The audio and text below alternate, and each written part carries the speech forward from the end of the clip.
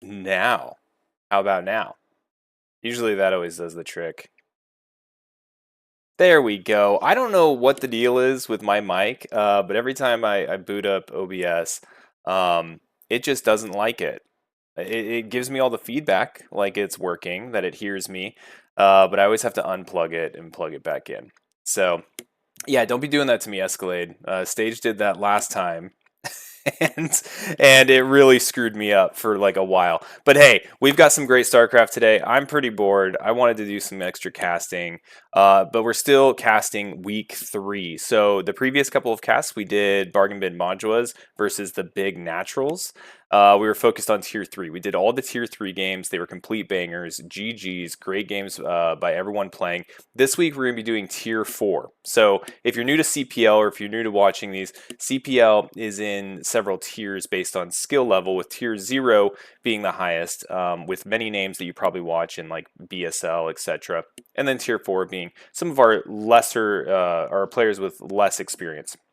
And so that's what we're going to be watching today. This isn't going to be split in half. This is going to be a full breakdown of all the matches that occurred between these two teams. And this is what we've got.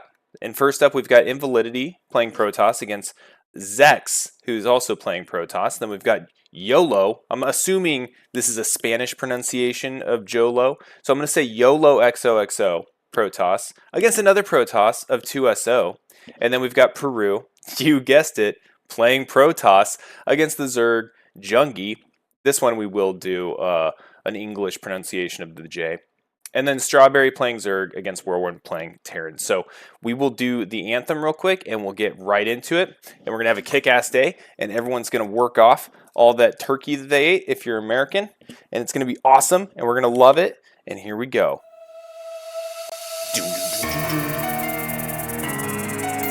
Got to warm up the fingers for the CPL action. Winners rise and losers fall, reflexes sharp, minds and floor. Gamers play, this never ends. CPL, legends play. CPL, we fight tonight. Let us sing the storyline. From the shadows to the deep, we are the coach you believe.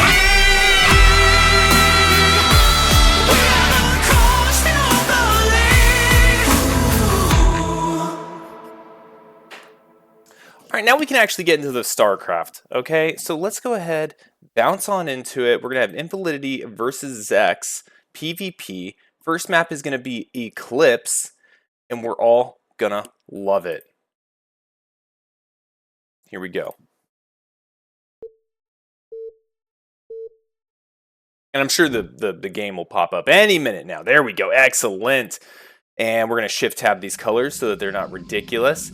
And so what we're going to have is up here in the top right of this two-player map, Eclipse, which I may need to change the scoreboard. Let me check on that real quick. Yep, it says knockout. Now it says Eclipse. Excellent. Well, we have Invalidity up here in the top right of Eclipse as our blue Protoss, representing the bargain bin Bonjwas. And then down here in the bottom left, Zex, representing the big naturals, the biggest of naturals, also playing Protoss. Now, let me go ahead and get... Now, I like to rock out to my own tunes when I'm playing StarCraft. You know, such hits as Call Me Maybe and Friday by Rebecca Black. Sometimes I'll throw in the Narwhal song. But today we're going to be listening to some solid Protoss StarCraft music. Very peaceful. Now we have a pylon going straight into a scout here for Zex. Very similar thing going on here for Invalidity. Now Invalidity going down to the bottom right.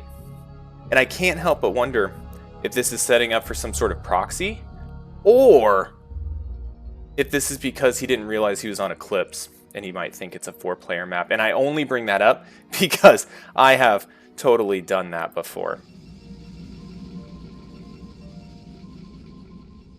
Second probe heading out down here to the natural. Going to probably throw down a sweet forge. Did not expect that. We have a forge opening here from Invalidity. Potential cannon rush might be on the way, but unfortunately, the probe just isn't in the right spot to do that. Might be thinking defensively just right off the get-go. Zex, probe comes in, does a double take here. Is like, really? You sure? Doing a forge? Rock on, homie. And he throws down his own gateway along with an assimilator so he can start gassing up real good. Oh, are we doing the Koala copy paste? My absolute favorite copy paste of all time. Or copy pasta. Alright, so we do have a cannon going down here at the natural. This looks like a PvZ build, kind of a forge fast expand. Don't see it very often in PvP. But Invalidity is, it looks like, potentially just committing to this. Another cannon. Now, the problem with these cannons is that Zealots are so tanky, Dragoons are so tanky, they could probably just run right around this. Or even just straight up attack these cannons. And Invalidity's own ground army is going to be suffering in numbers because of this, I think. but I'm really curious to see how it goes. We have the first gateway, and we are going straight into Dragoons after dropping that Cybernetics core down for Zex.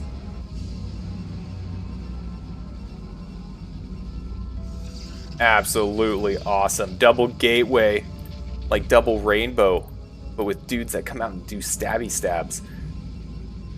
Still no gateway here for Invalidity. Invalidity banking up a little bit of minerals.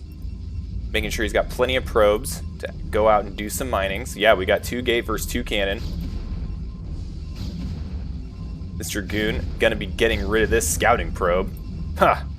Reclaimed his base. His probe's still in the opponent's base though. Getting lots of scouting done. We've got the assimilator going up.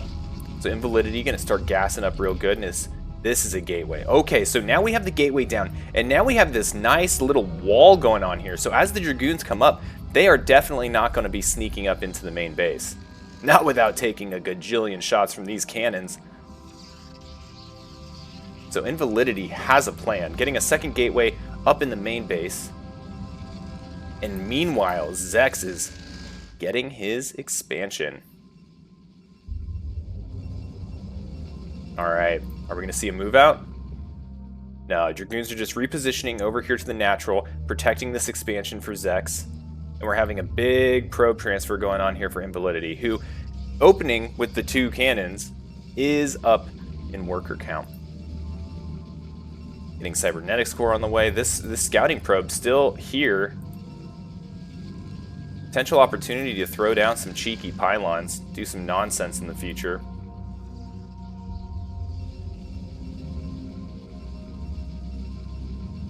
And right now, both players just powering up, doing the Protoss thing. Protoss always wins. The counter to cannon is just walking away from it. Yeah, not wrong. Cannons can't follow you. That's why they made Dragoons. Alright, this scouting probe no longer going to be welcome here in Invalidity's base. Getting pushed out by a probe and a zealot. About to get bullied out of here. We'll see if he can make it past the cannons.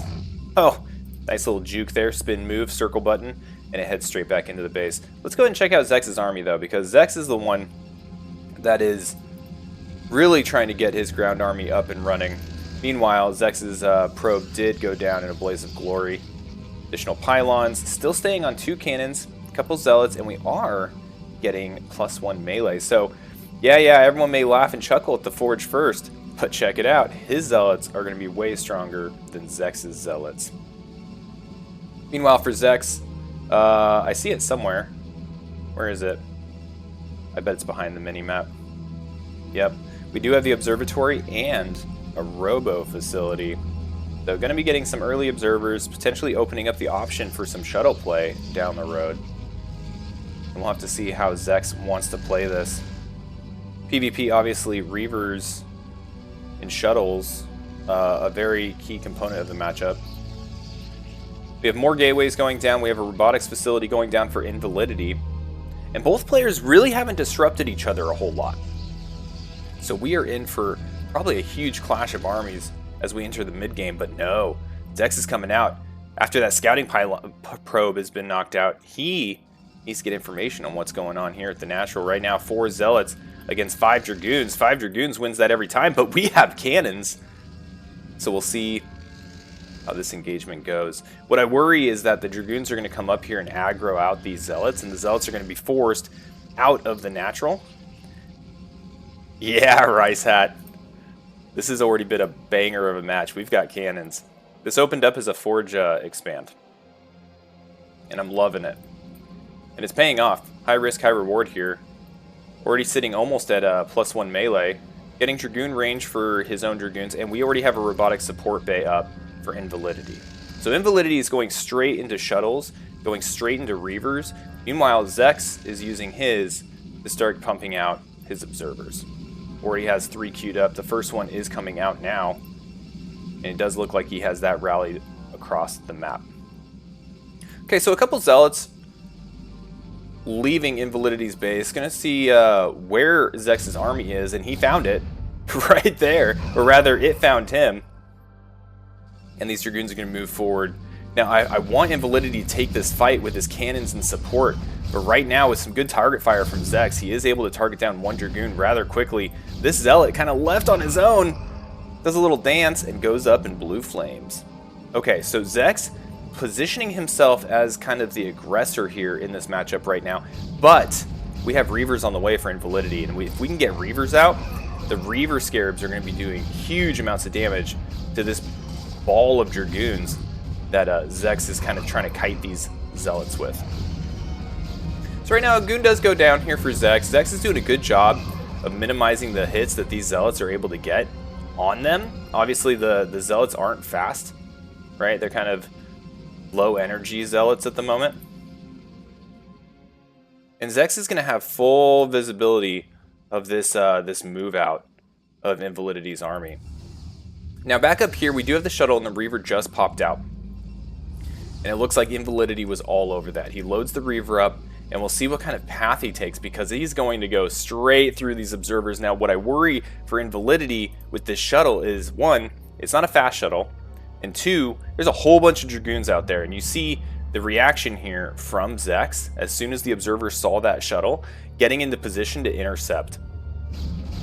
Oh, but he is able to start the fight with these Zealots. Now, if he drops this Reaver, I don't know if he's going to go straight into the main base or if he's going to use it to fight these Dragoons. I want him to go in the main with it. I want him to get a ton of probe kills. And that looks like exactly what he's doing. There's only one Dragoon here in the main to defend, two here at the natural. Not sure what happened there. Oh, but here comes the Reaver! Oh, boom! Oh my gosh! And all of the probes start melting. We're down to 22 probes for Zex. Now the Dragoons have locked onto this this shuttle. I want to get the kill count. Drop the Reaver so I can click on it. No, the Hero Reaver dies. But Zex is doing pretty well here on the front lines. He has a Dragoon advantage. He's picking off all of these Zealots that did have that +1 melee upgrade, and now he's able to pick off these goons one at a time. Zek's doing a really good job of target firing. You're seeing the spread from Invalidity kind of hitting all the goons, where Zex is targeting them down one at a time, getting rid of the DPS of that group in nice little increments. Now, the Zealot is going to get up in the face of these goons, force them back a little bit, but overall, I think a good trade for Zex, which Zex is going to need to do some damage because his, half his workers just went up in flame. Okay. Where are we at? Invalidity. I would not be shocked to see more shuttles and Reavers come out, but that is not the play that we're seeing right now. We are seeing a bunch of gateways go down, and we are starting to pump out a mixture of Zealots and Dragoons. We're even getting Zealot legs, which I think, if this continues to be a very heavy gateway on gateway match, these Zealot legs are going to be absolutely huge in getting in the face of these Dragoons and shut them down.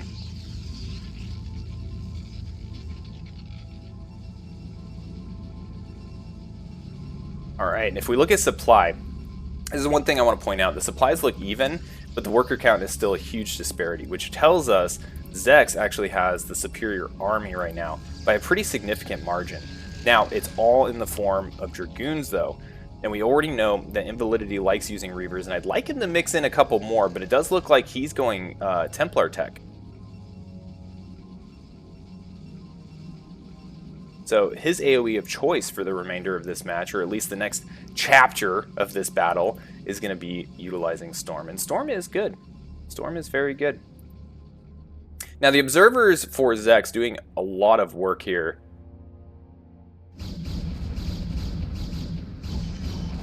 Allowing Zex to get into position. And using this high ground, Zex has a dominant army at the moment. He is going to melt the Zealot Dragoon mix that Invalidity has sent here. Now, the Zealots, you can see, getting up in the face of these Dragoons a lot faster. They are getting a lot of hits, but that just wasn't a big enough force. And so, unfortunately, Invalidity did trickle out a pretty large portion of his army and is in kind of a rough position. Again, though, the one thing Invalidity has going for him is that superior economy and the superior gate count. Let's go ahead and count gateways. Let's start at the top. We got 1, 2, 3, 4, 5, 6, 7, 8 gateways. Now, if we go over here to Zex, we've got 1, 2, 3, 4, 5, 6. which is Sechs in German. So, might be a little bit of a pattern here. No, Rice Hat, we don't make sex jokes on this stream.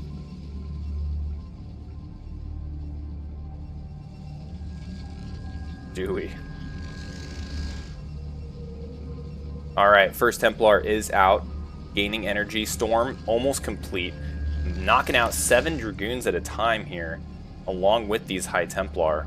And Invalidity, you can see, just has a ton of minerals.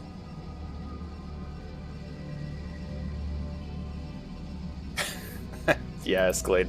I watch a lot of children programming. Because I have kids. Not because I have a taste for Paw Patrol.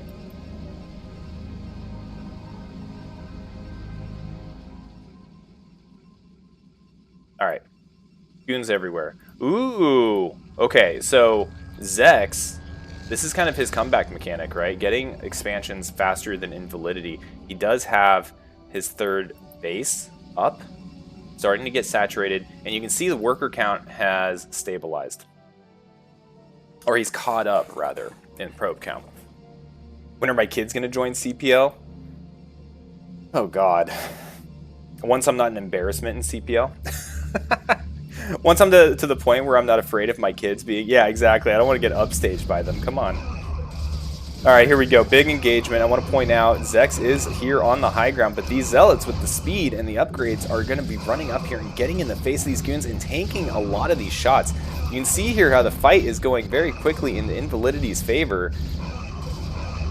And now we've got Storm about to come up. Now, if we get a big Storm right here, oh, nice. Only catches a couple. Zaps a good amount of his own Zealots, but that's what Zealots are there for. Now, still sitting at 0-0 upgrades for the Dragoons for Zex, where we are at 1-1 for Invalidity, and you can really see that paying off. Now, Invalidity not letting off the gas. He is charging across the map. Now, production at home for Zex is still up and going, but he only has Zex, and that's 6 in English, gateways to produce out of. Invalidity doing a good job of keeping his macro up at home. 6 Zealots and a Dragoon on the way. 2-2 upgrades about to be finished up. This goon, these goons are just walking through. Now, guess who wishes they probably had cannons right now? Probably Zex. Now we got the big probe pool. We got warrior probes getting up in the face, taking a little bit of the Dragoon shots. Zapping as much as they can, but a huge Storm just erases them, and that's going to be GG. Good game. That was a lot of fun. Now, Invalidity is going to take the first match here for the Bargain Bin Bonjwas, but this is a best of 3. So let's go ahead. No, I don't want to listen to the CPL song again. We did that. We did that. Let's go ahead and do the score thingy. Invalidity, he's on the left. Boom, there we go. All right, now let's go into game number 2. we gotta rock and pop through these things. All right, I've only got so long until my kids come home. They start asking about CPL, upstaging me. We can't have that. Next map is gonna be Polestar.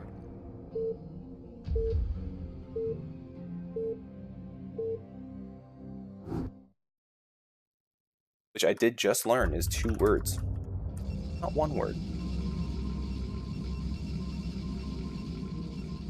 Alright, here we are on Polestar, a 4-player map this time. We have a cross spawn, and in the bottom right, representing big naturals, is Zex. Now in the top left, we have Invalidity, who just got the first match win against Zex, representing the Bargain Bin Bonjwas. Now I'm hoping we see more cannon play. You know, he won that first map, right? And if, you know, don't fix it if it's not broke. Like Mama always said, don't fix it if it's not broke. And also, a dealer never does their own product. Rice Hat loves Zex. Good job, Rice Hat. We got some Zex fans in the chat. Alright, Zex doing his standard throw down a pylon and go scouting. Looks like he might be going straight cross map as well.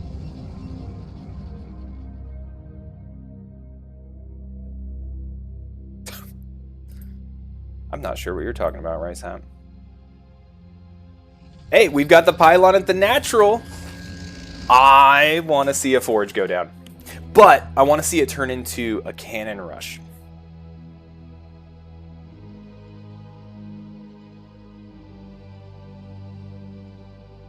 Yep, probe's down here. He's like, what the hell is this? Starts tasing it. Natural response from probes.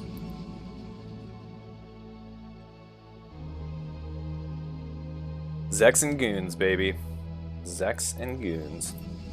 Alright, gateway going down here for Zex. Simulator as well. We're seeing more of the same build order.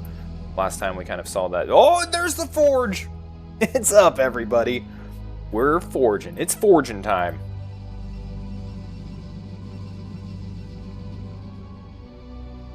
Looks like he's ready to expand as well. Now, I'm hoping, after last game, that Zex got a little bit of coaching, or looked at the replay, or just kind of recognized the vulnerability that exists here for Invalidity. Now, I don't necessarily know that's the case. Oh, maybe. Because he's not going straight into Cybercore this time. He is going straight into 2-gate. And he's sending his Mr. G house straight across the map. Okay, this could just be GG.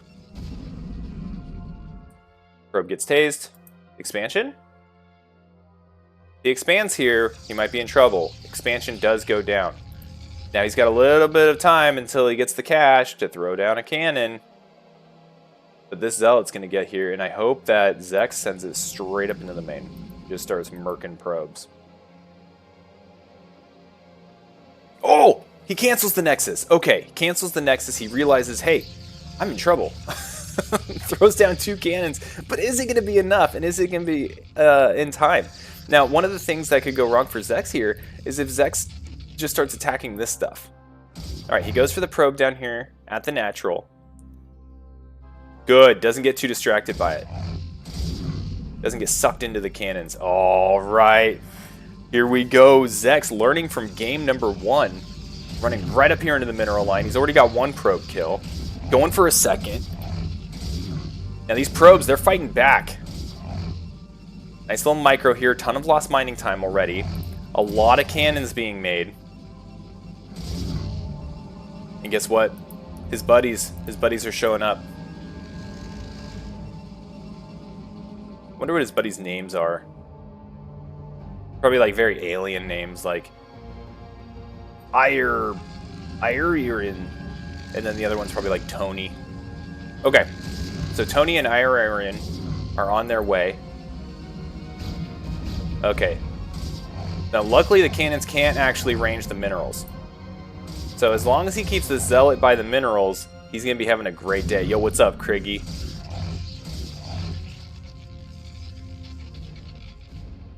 Alright, 2 more Zealots being sent across the map.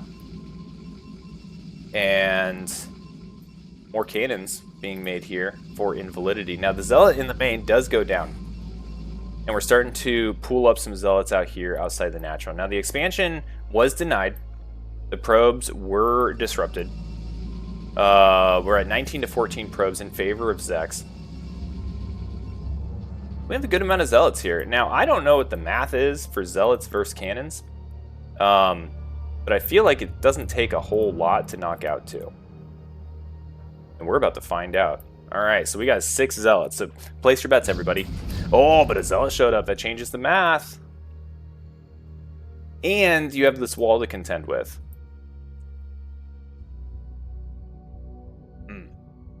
Thinking about it. Thinking real hard. Meanwhile, back at home, throwing down an expansion. Pylon. Are we teching up? We do. We have a core. And we're going Robo Facility. Now, last game, we saw Invalidity with the Reaver play. This game, I want to see Zex with the Reaver play. Zex last time doing a really good job with his observers, having them all over the map. Was able to identify when the shuttle was coming out. Was able to identify army movements of Invalidity.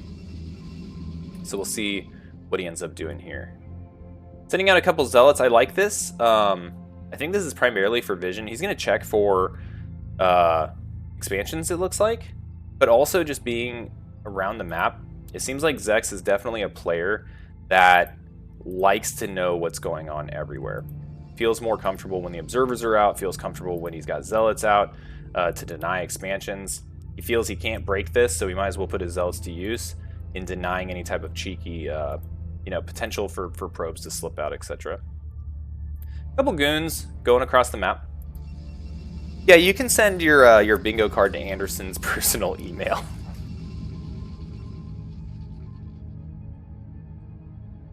Big Naturals Zex Bingo. Yes, everybody. That's what it is. We're all about goons and Zex here. Alright, meanwhile, another gateway going down for Invalidity. So Invalidity's double cannon fast expand build still working for him. He did get punished a little bit, but not enough to say, hey, this isn't a good idea. Called creativity, ladies and gentlemen, and I would love to see it. We got 3 gateways here for Zex, 4th one on the way, and he is doing the observer thing. Okay, so we're not going to be seeing a support facility and reavers right off the bat, but we are just seeing a continuation of this army growing. And when he has this contain set up, what I'd like to see from Zex is a 3rd expansion. That would, I feel like, seal the deal.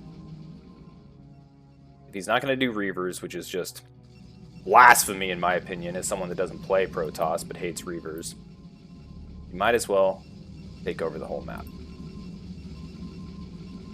More goons being built. Invalidity doing the same thing, getting +1 melee. Ooh, where is it, Zex? Stargate. Now what's he going for, ladies and gentlemen? We're going to find out. I hope he's going straight to carrier scouts. Yeah, he's going to go scouts. I want to see mass scouts this game. Nothing coming out of Stargate just yet. Waiting for kind of a tech choice to be decided here. Fleet beacon! Let's do it! Hey, cannons are scary. You know what's pretty good against cannons? Carriers. Carriers are the counter to all things. Alright, so Observer's going to be poking in here. Doesn't get shot down. Nice little control there, getting it out of range of the cannons. Sees that this is nice and saturated. And now he's going to go for the expansion. I'm liking this. Zex is doing a great job of continuing his advantage after that early game pressure that he was able to put on. This is not quite a double expand escalade. He just brought a buddy.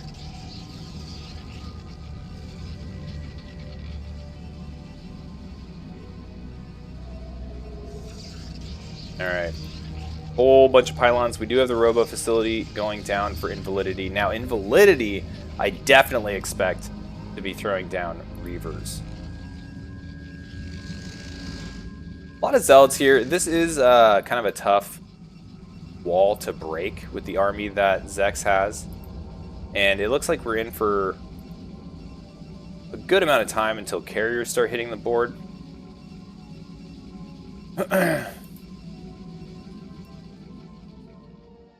But Zex is taking a 3rd, and he did opt to take a main base as well.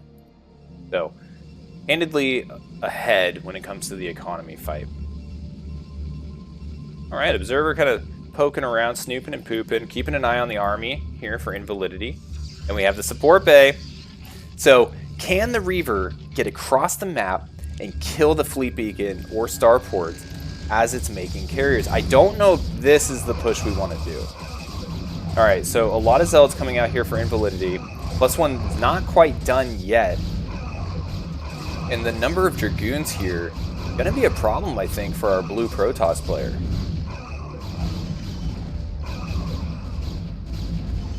Yeah, they continue to being rallied out here, and I think Zex might just pull the trigger. Zex is going to go for it. Now, +1 did finish. +1 armor underway. Gonna be denied. Oh, not denied. These Zealots saving their armor. Psych. It goes down. And now the goons are just going to shred these cannons. I'm not seeing much here with Invalidity's army.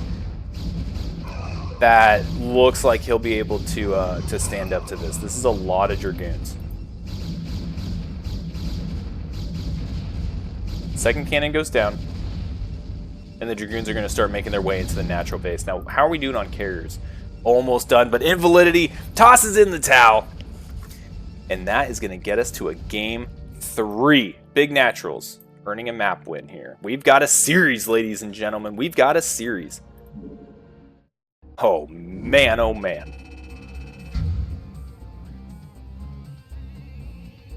All right, for everyone keeping track, we are at 1-1 in this first of 4 series today. Let's go into game number 3. Game number 3 is going to be on Knockout.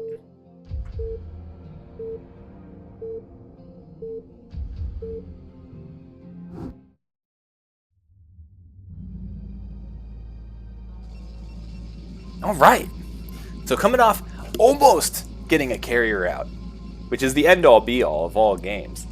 Zex, here in the bottom left on Knockout, representing the Big Naturals. And then up here in the top right, representing the Bargain Bin Bonjwas, we have Invalidity as our blue Protoss. And my god, I hope we see another Forge Fast expand.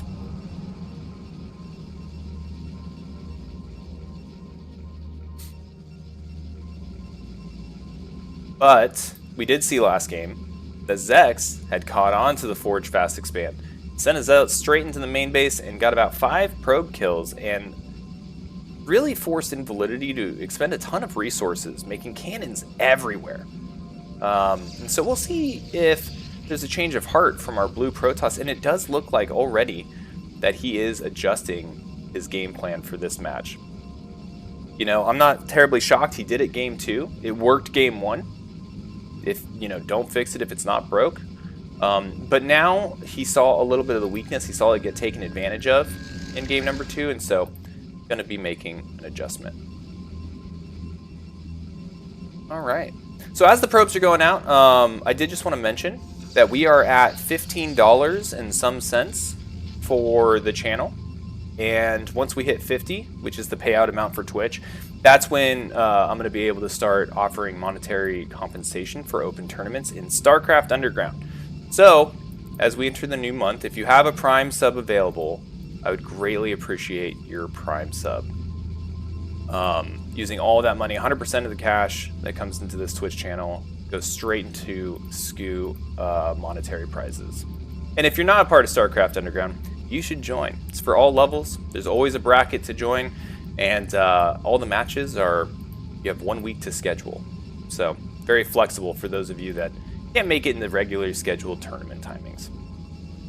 But back to CPL, in this week 3 tier 4 match, we do have Zex with his scouting probe hiding up here in Invalidity's base. Invalidity going into a more normal, I don't say normal, but a more standard PvP build. He's doing 1 gateway into a core. He's going to need some gas though if he plans on going into goons off of this. And then also Invalidity going in and scouting Zex's base.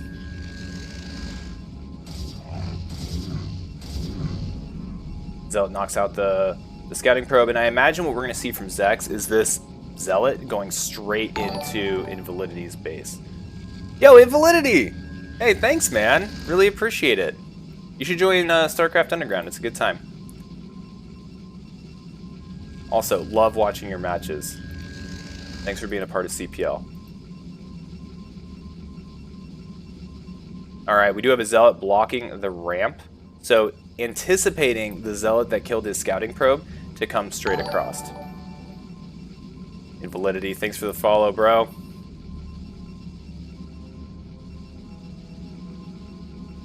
Alright, we have a second gateway going down and a Cybernetics core for Zex. Zex is going to have the gas to start Dragoon production. We've been seeing this from Zex. He likes to go straight into goons. Now, this probe kind of stealing the attention here of the Zealot, but it does go down. And it looks like...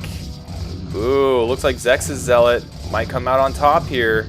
And it does. And it runs away! He's able to save it! I would have loved to see Invalidity take a step forward with that Zealot and knock it out. Second Zealot here, standing outside the natural for Zex. And then we have that Dragoon production underway. So I want to keep an eye on Invalidity as he changes his build order from the Forge Fast Expand. I really do want to see the Assimilator go down, or an explosion of gateways. We do have another pylon being warped in at the moment. Couple zealots here on the ramp. And a robo facility going down for Zex.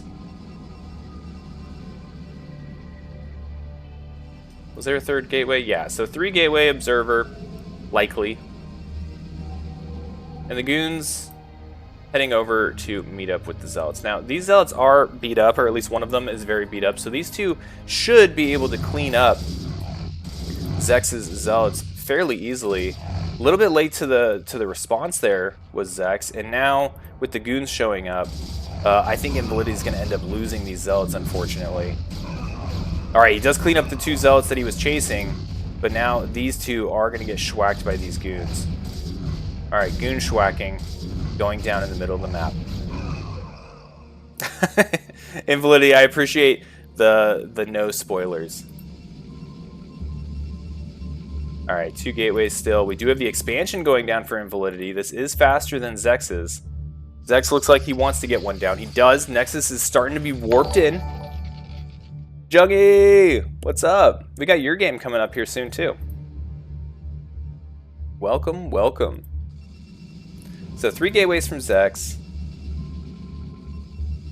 Doesn't look like we have the observatory just yet. Getting a second gas. And a whole boatload of zealots coming in here from Invalidity. Starting to move out. Well, Jungi, great job getting Invalidity into the game and getting him into CPL. How long have you been playing Invalidity?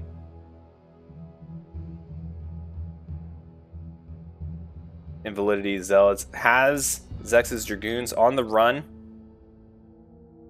Gonna need to get back to this natural to protect it. Only one goon here in the rear to defend against these Zealots. But now there's 4. This should be easily defended by our red Protoss player. Oh, and here's the Forge and Cannons! Hell yeah, Invalidity. That's what I'm talking about. Started playing about a year ago. Excellent. Hi, Corvo. Oh, I'm sorry, you're waiting at Firehex. Never mind. Alright, Zealots ganging up on this one Dragoon. Oh no, they get a little bit spread out. Good micro there from Zex. Getting the Zealots to kind of go everywhere. Gonna be able to kite them as they're moving around. This original Dragoon somehow surviving, able to get a lot of extra DPS in that fight. And now we've got +1 melee weapons being researched for our blue Protoss and has gone up to 4 gateways. As well as the Citadel.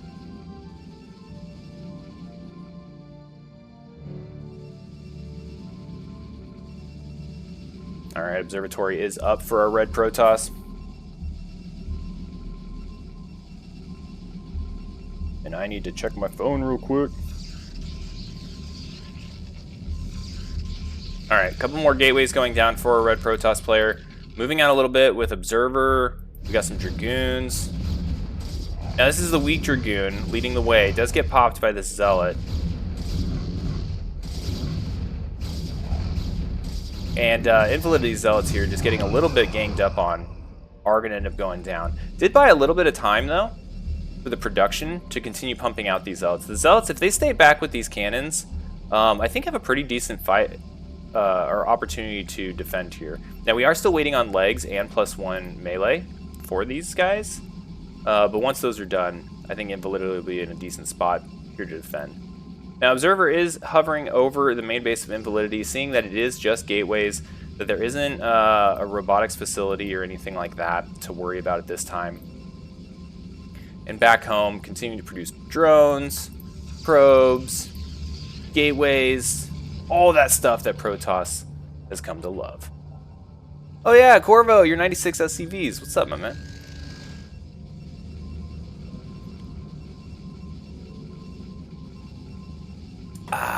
Thanks for joining us on this wonderful Monday. Freaking hate Mondays, bruh. Dragoon having a tough time figuring a way out of this base. But here come all the Zealots. Now, speed is done for these Zealots, so they're going to be able to chase these Dragoons and the slow Zealots all over the place. Might be able to get a lot of extra hits, which we're seeing here. +1 still not done, though. But these Zealots are doing a great job of forcing Zex to send his whole army home. So now he's got map control. And I'm curious to see what Invalidity does with it. He may just try to charge in here and get more damage, or he might try to expand behind this. Wondering if maybe he'll just kind of park out here and contain a little bit. Looks like he's going to be diving in. He's going to dive in, he kills one Zealot, gets a Dragoon. Not, I think, the best engagement for Invalidity here. There's just so many Dragoons here to support Zex. Alright, so they do back off a little bit. Likely going to get cleaned up by those Dragoons. I want to see what additional tech we're seeing in our blue Protoss space. Does look like we're seeing Templar Archives go down. +1 armor is now underway after +1 melee is complete. Invalidity definitely seems to like his Zealots.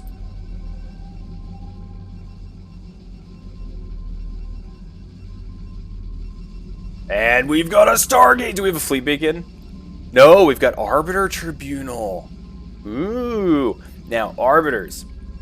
Always good, but especially good when there's no observers.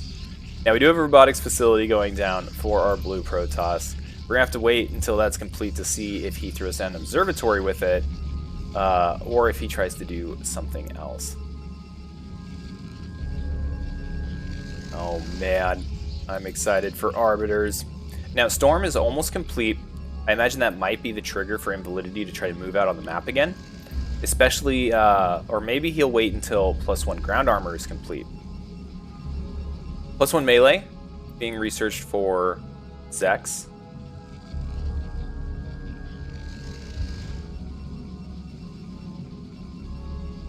Yo, I feel you there, Invalidity, where you're saying like most of your matchups are against Zerg players. I'm the opposite. Like most of my matchups that I play are against Protoss. And so when I play any other matchup, I'm just like, what do I do? Alright, so we do have the observatory going down. We are going to have observers on the field for Invalidity, and this is really well timed.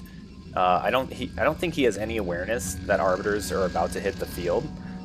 But he's going to definitely want to keep those observers alive if he's going to want to try to fight in the open against those Arbiters. Now what I'm curious is if we're going to get to see a huge recall.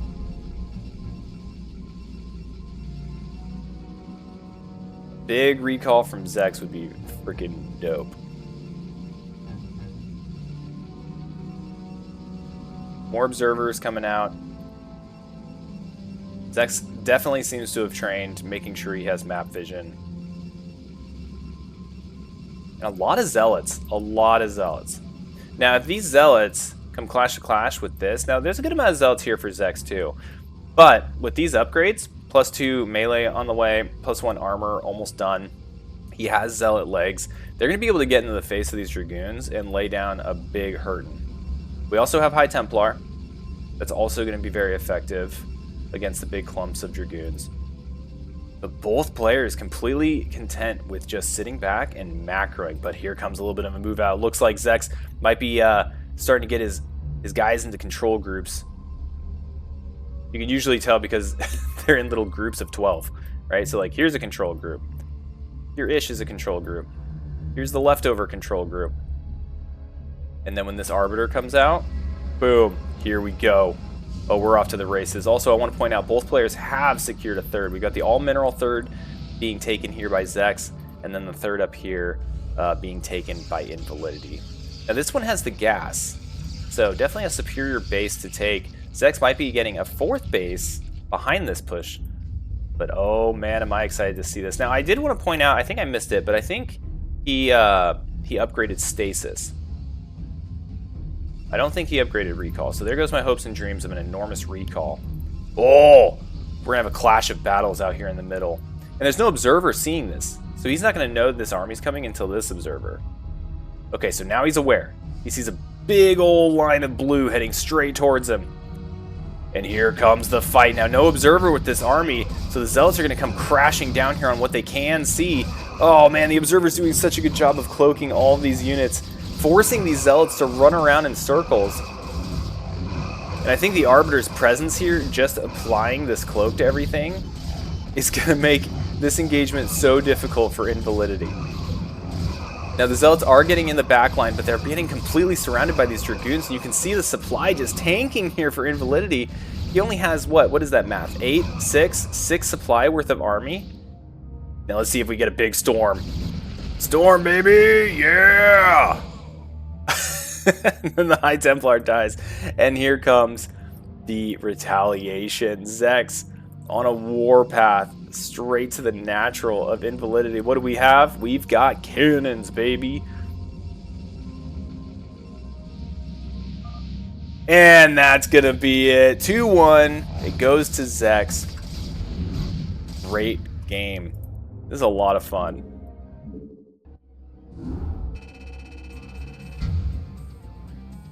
Alright, so let's go ahead, give Zex that big fat W.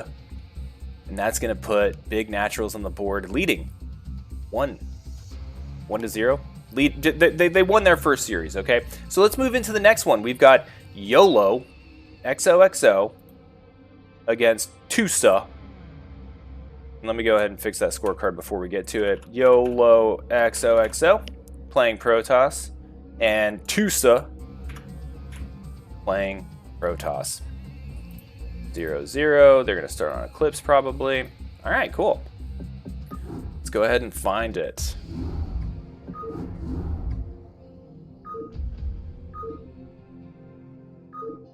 Right. I got to figure out like hotkeys for streaming. Yeah, massive dub, huge dub, the biggest of dubs. All right, let's get into it. Eclipse, 2-player map, as always. It always is.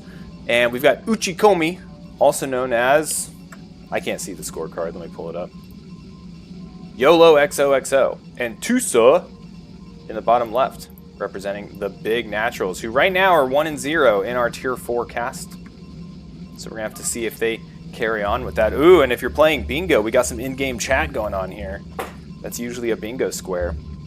In addition to, you know, Man Shark finds his pants, etc.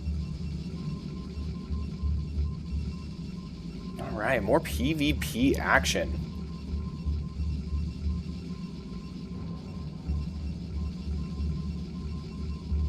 Now it's time to take some sipperoonies of some drinkaroonies.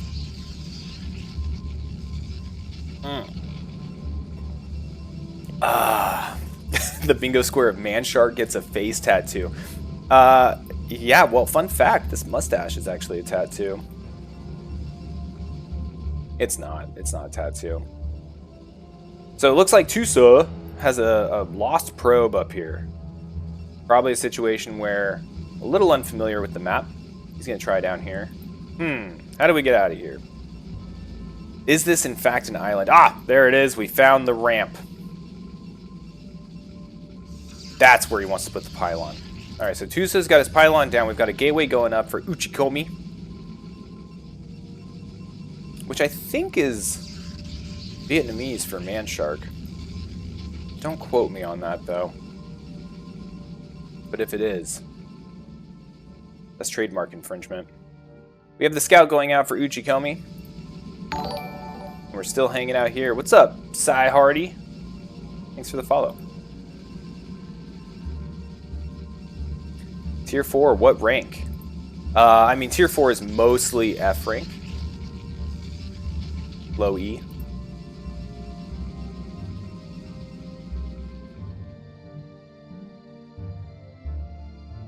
Yeah, not sure you're familiar with CPL, but if you're not a part of CPL, you should join it. It's broken down.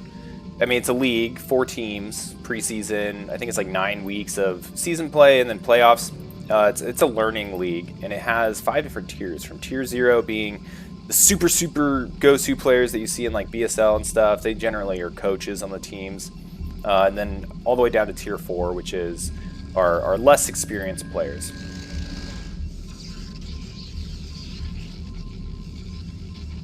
All right, we have a forge going down. In addition to the gateway here for Tusa. And all this is being seen by Uchikomy's scouting probe, which he's doing a good job of kind of just snooping and pooping, keeping an eye on things. Oh no. This might be a disaster for Tusa.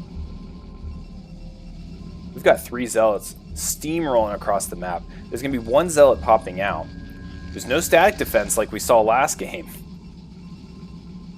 And this probe is keeping an eye on what's going on and also going to add some DPS to the fight. We've got 1 zealot trying to hold the ramp. We're going to see what kind of surface area Uchikomi can get with these zealots. I'm sure he's going to commit with them. And here we go. Going straight to the G house. All for ire. Now the probe initiating the fight, trying to bait out the zealot, and does. Going to get the surround here. These 3 zealots going to make quick work. Nice little micro there from Uchikomi. Getting the one that got the initial hit, trying to drag that zealot around the others.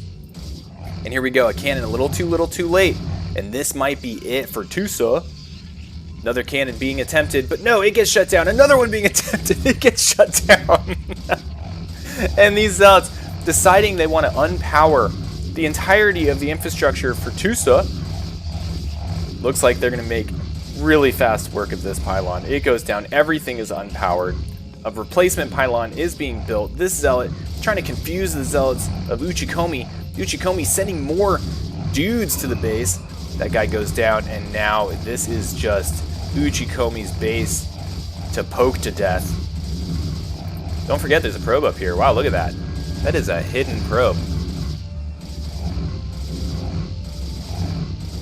Alright, warrior probe. Trying to peek over the shoulders. Hey guys, I want to get in the fight. Gets in, unpowers everything again. But Tusa is not done with this fight.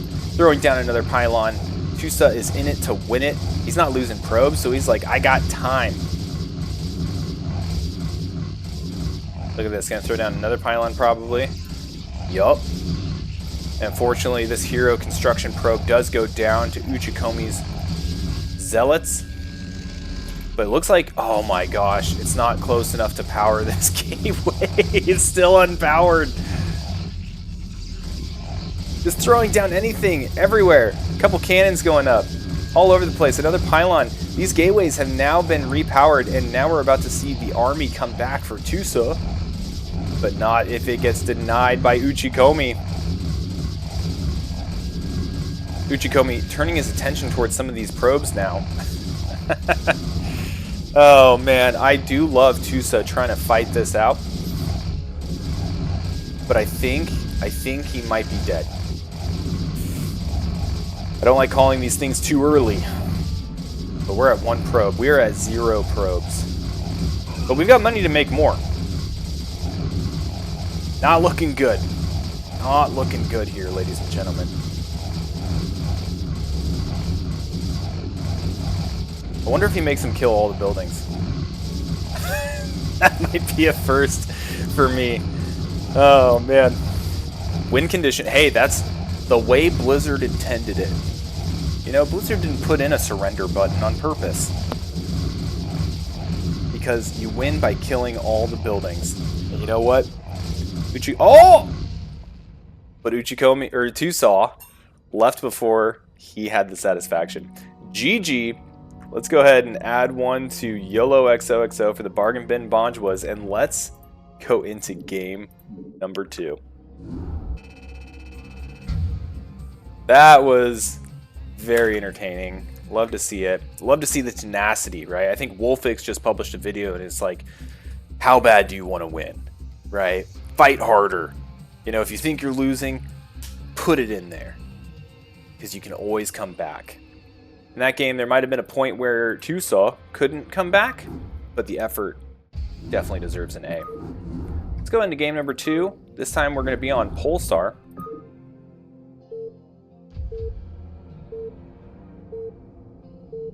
And we'll see if things change a little bit with it being a 4-player map. Alright, so Polestar, we got Tusa down here in the bottom right representing the big naturals. And we got YOLO XOXO up here in the top left as our red Protoss. Uchikomi representing the bargain bin Bonjwas.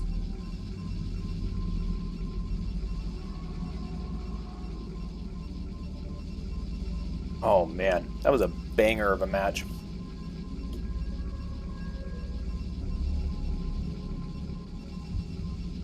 A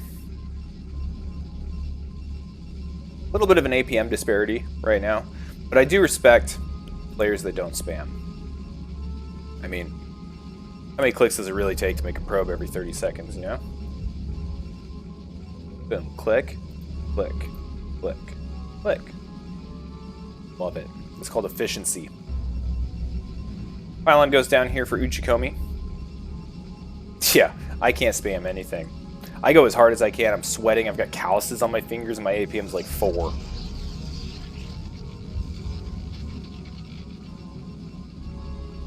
Pylon going down here for Tusa.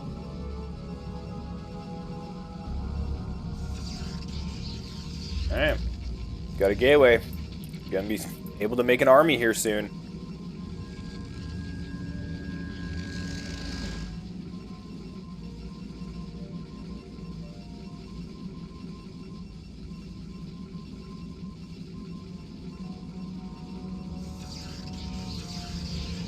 Alright, gateway going down for Tusa. A little bit behind Ujikomi's production. Ujikomi throwing down a second gateway already.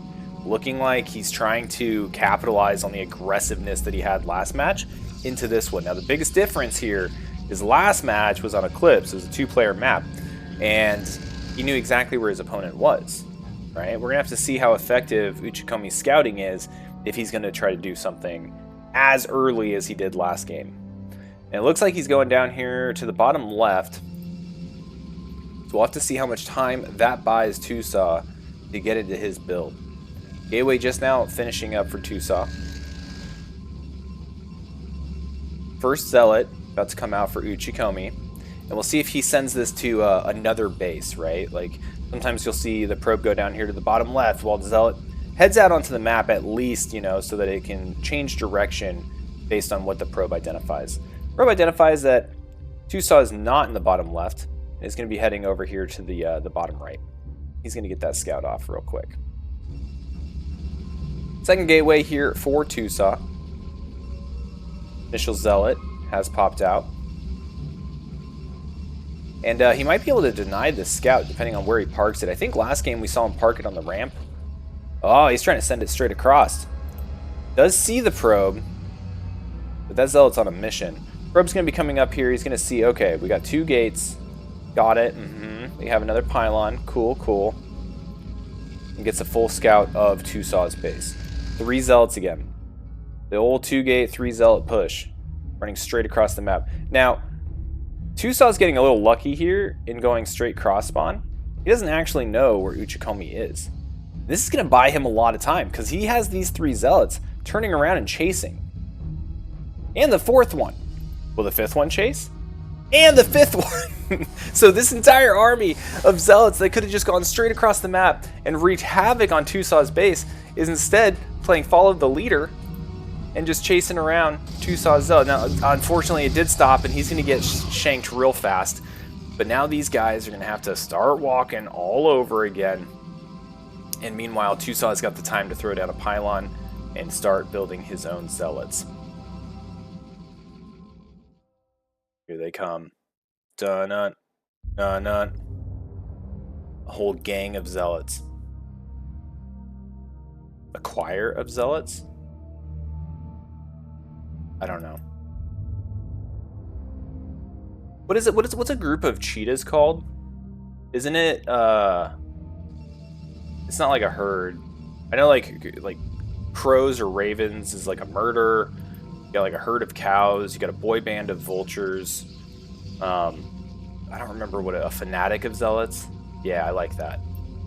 Cheetahs have a weird one too. It's like a coalition or something like that.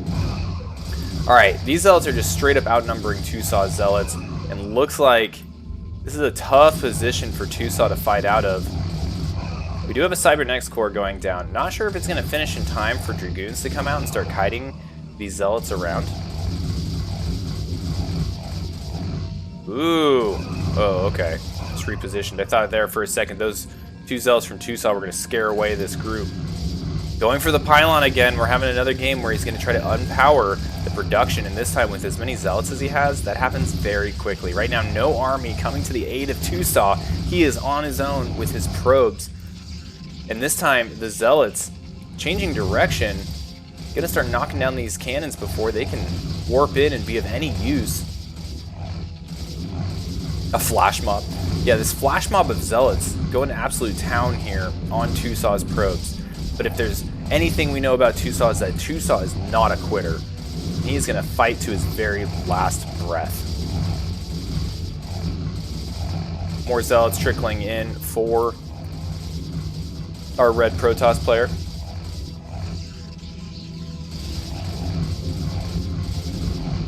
More of the probes going down. We're at 4, 3, 2.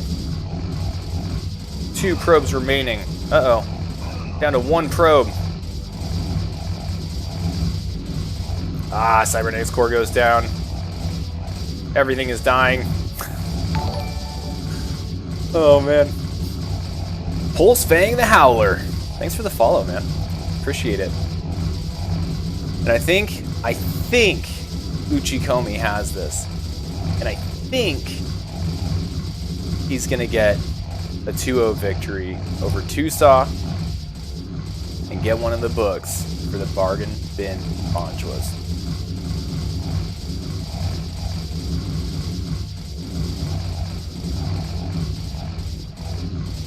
Okay, so last game we saw Tusaw wait until the last building was almost dead and then GG. There it is. I love it. Congratulations, Uchikomi. Quick series.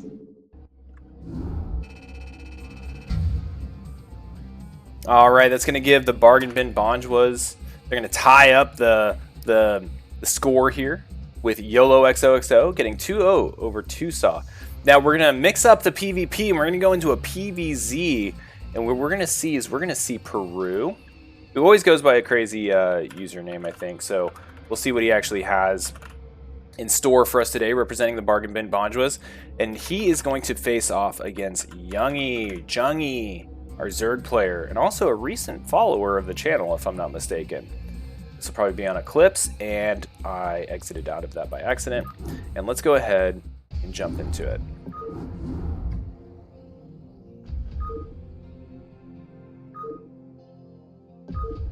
Very cool. Gonna get to see some Zergy action.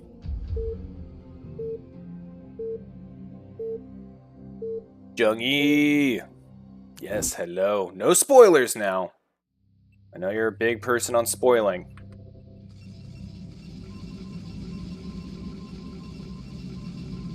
Okay. I unexited out of that. Oh man, I suck at the tech side of streaming. Alright. This doesn't look like Eclipse. So, looks like we're on a different map. Sometimes that happens with the replays. I'll wait for a second. Actually, let me just double check.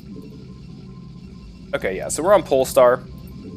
Let me go ahead and change the map here on the scoreboard.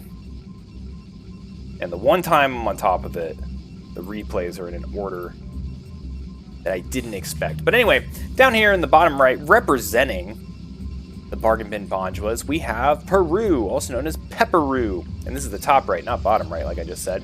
And then our blue Zerg here in the bottom right is Jungy, representing the big natural, so big, so beautiful. Right now we had a drone come over here, think about doing something, and then ran right back to the mineral line. Because he had a job to do. It was chewing on minerals.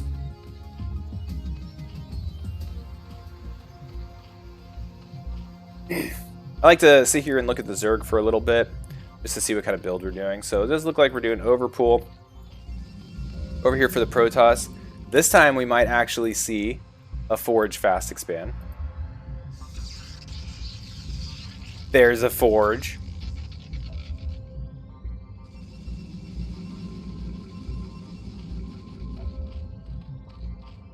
Getting into it. We've got Peru's probe hanging out here, keeping an eye on things, waiting to see when that gas goes down. Don't think he saw the spawning pool, but fair assumption that it's there. Meanwhile, Forge is finishing up here at the natural for Peru. Probably going to start seeing now. This is kind of where I've seen decisions change, right? Does he go straight for the expansion? Does he throw down a gateway? Does he throw down a cannon first, then a gateway?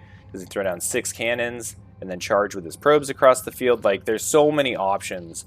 Protoss can really do anything, and he needs to decide pretty quick because there are 3 pairs of Zerglings about to hatch and go speeding across the map. Now notice there's no expansion here for our Zerg player as of yet. It doesn't even look like he's thinking about it. Looks like maybe a one base kind of play here. We got 6 Zerglings heading out. Gonna get a little distracted here with the probe, but that doesn't eat up too much time. Unless he keeps chasing it all over the place. Let's see where it goes. Ah, okay, good. He does redirect the Zerglings, but he brings them back home. Now, if he had charged across, so we're seeing the gateway go down first. So we have the gateway going down, kind of sealing off the wall with the Forge, along with the Nexus, but no cannons as of yet. So I think if these Zerglings had ran straight across, they might have been able to start picking away at a couple of these buildings and be very annoying and distracting to our Protoss player. So we've got gas, we've got drones, we've got a hatchery. All right, so expansion is going down. And this is looking to shape up to be a relatively standard game of T or ZVP.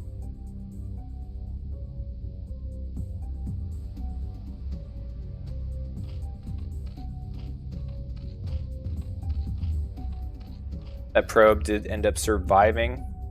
Ran over here, said what's up to an overlord. Decided to go back home. Still no cannons for our Protoss player. Saving up some cash here. Getting a cybernetic score.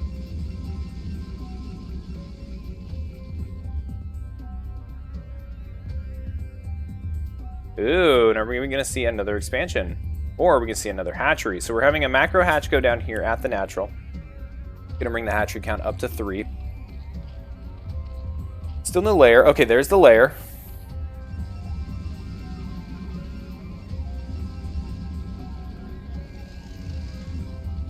Cybernetics core completes. Got +1 melee on the way for our Protoss player.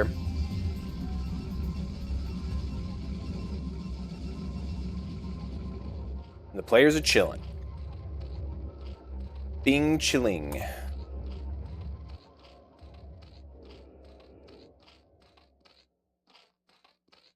Okay, so we're waiting for the layer to complete. We'll see if he decides to go into mutas. That might be the play that Jungi's trying to knock out here. We got 3 zealots on the field, still no cannons. Citadel of a Dune warping in, just now finishing up.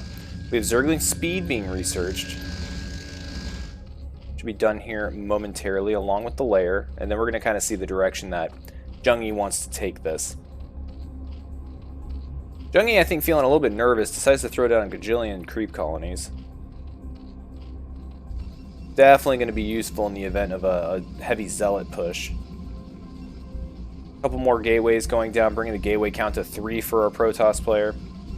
And repositioning the overlords across the map, just to keep an eye on the avenues of attack. See when a push out is going to come from the Protoss.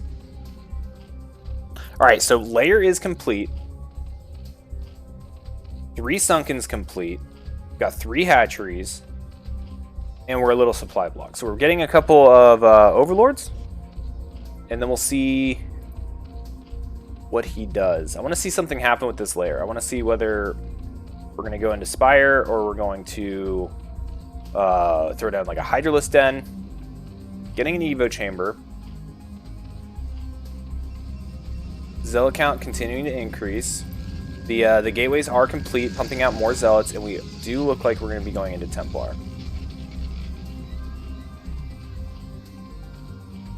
Yep, Storm is researching, and we're also getting a Stargate. So likely see some Corsairs bebopping around.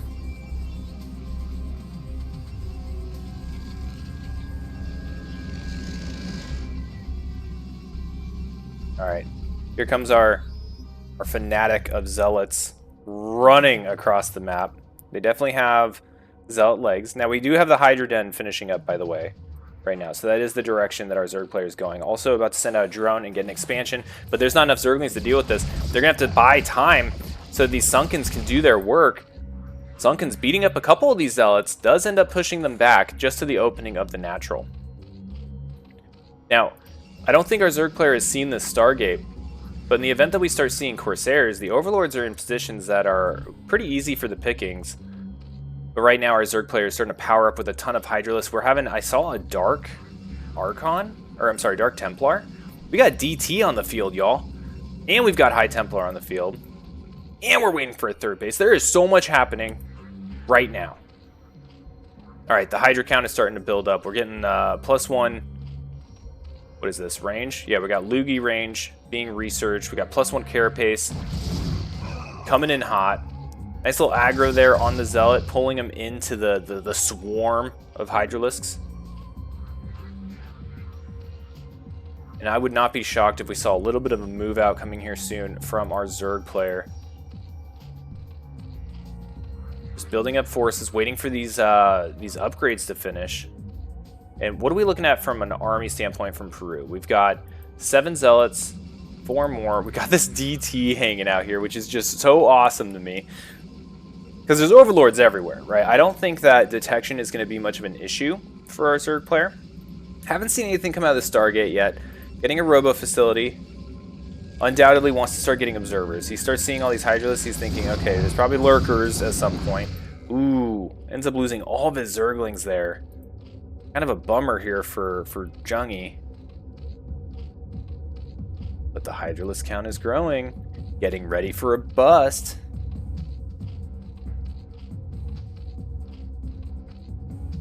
But also a little bit of a move out. We got the DT trying to be all sneaky and stuff. Let's see where this guy goes. Now, it looks like he may come over here to the 3rd base, but instead he's going to go to where the 4th base would be. Maybe post up, kill any drones that come up in that direction. DT could do a lot of damage here if it gets redirected. There's not a whole lot of Overlords nearby.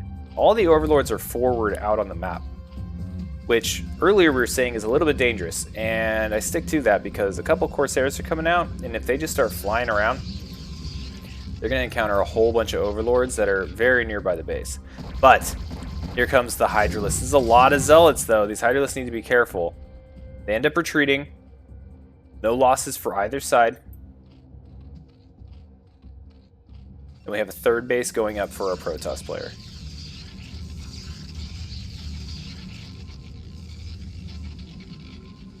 Alright, we're continuing to chill. We actually got Shuttle instead of Observer. We're getting Observer now. I'm curious what he's going to be using the Shuttle for, and what I'd imagine would be High Templar drops. Storm drops. And I think that that would be pretty powerful.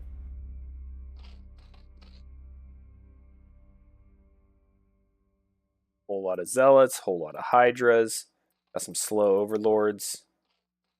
Oh, here we go. Nice little interaction. Any moment here. I don't think you missed any BM. I'm going to give, I think it might be referring to Tusaw. But I'm going to give the benefit of the doubt on that one. Alright, Corsairs are out and about on the field, starting to snipe all these Overlords. One does go down. Still not supply blocked for Jungi as of yet, but you can see the Overlords kind of scrambling. This one getting in vision of that cannon is going to tip off these Corsairs. But are they going to survive the Hydralisk? Hydralisk getting a nice little ambush here. Going to be able to knock out 1, knock out 2. Can they see the 3rd one? Ah, almost gets it, but does lose 2 Overlords to these crazy Protoss spaceships. Now the Hydra's here trying to bust this. I don't think there's enough here. Getting kind of tied up here with these Zealots. This is not a fight the Zerg wants to have. And I think these Hydras are going to get all cleaned up. Now down here, this DT did get that drone. I just wanted to point that out. And this Observer is following around these Overlords for when the Corsairs are reconstituted. Another gateway going down, increasing our count to 5. Because we have this one here, right? Almost forgot about that one, but no. There's a gateway down here at the natural. And a whole buttload of Zealots. So, starting to integrate some Zerglings. Does look like we're getting into cracklings because we have a hive. That's right.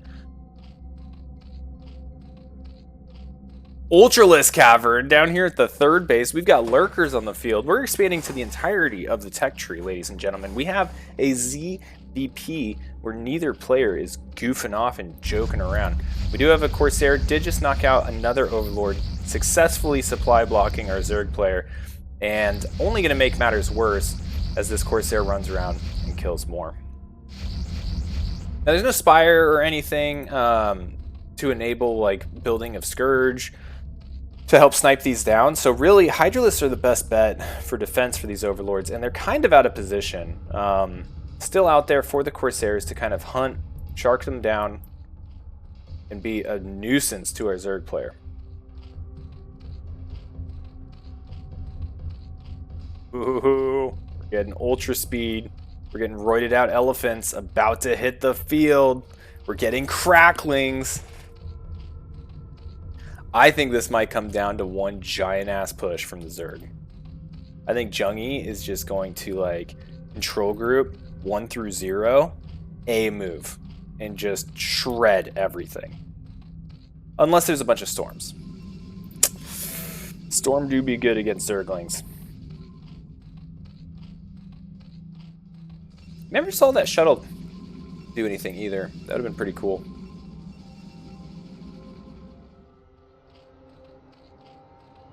Alright, massing up a force. Still supply blocked from the Corsairs doing their work. Observer out here trying to spot for the Corsairs. Whole bunch of zealots coming in. Okay, now this is a lot of zealots. This is a lot of cracklings. And we've got ultras, and we've got hydras, and we've got overlords, and we've got a lurker. Corsairs. Okay, a little out of position. But here we go. Ultras and Zerglings. The dynamic duo. Big storm there on the Ultras. Oh my goodness. And the Zerg swarms. The Zelds are good. Let's see how it goes. But I think Ultras are just better. And here we go. We're running across the map. We got roided out elephants. We've got cracklings. We're getting the plating for the Ultralisk as well. If this engagement doesn't do the trick for our Zerg player. Charging up against the wall here. Trying to sneak in behind with the Zerglings to target down the High Templar. Love that move. The Storm's getting some damage. Not a lot. That was a big one. But the Ultras are still alive. And we are out of storms. And the supply is plummeting. Now, the Ultras are being stupid because Ultras are stupid. But they're still powerful. And that is all it needed for Jungi to take game number 1. All right. GG.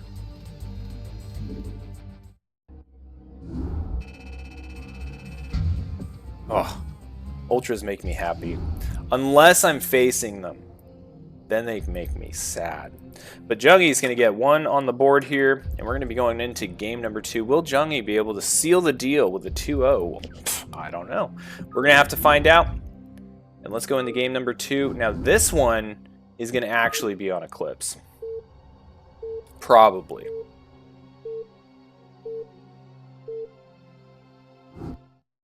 Now, Eclipse is always fun because, as mentioned, it's a 2-player map.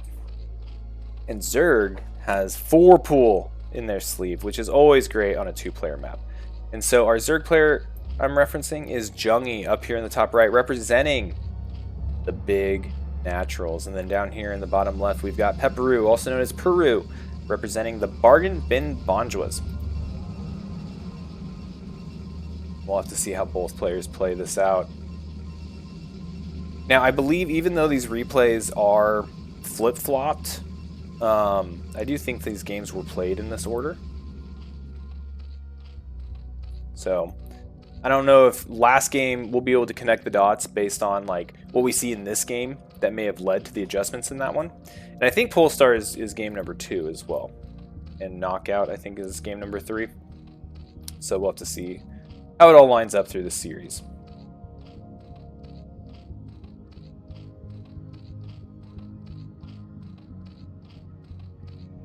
Mining. Yep. Pylon going down here at the natural, setting up for another Forge Fast Expand. Oh, you guys had to play your matches in more than one sitting. Got it. All right. Got the spawning pool, then the Overlord.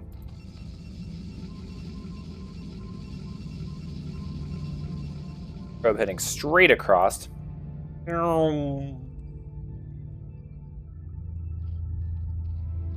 If I was a probe, I'd probably have to make noises for myself whenever I did anything.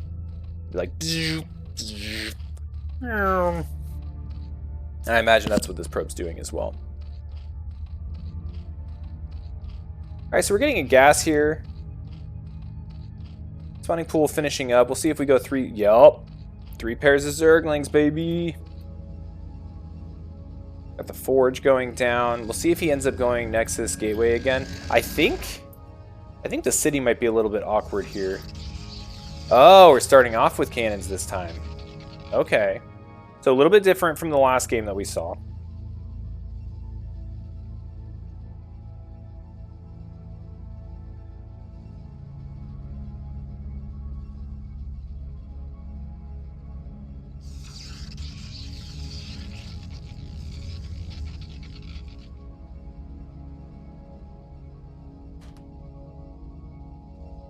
We have the Nexus going down, so no gateway as of yet. And I think maybe the gateway can fit here. With the Forge out front. We will have to see. We've got an expansion going down for our Zerg player. What do you do with those Zerglings? They're hanging out here at the natural. This is very similar to what we saw last game. Popped out the Zerglings. They hung out back home. Nice little defense. Allow him to get his game plan up and going.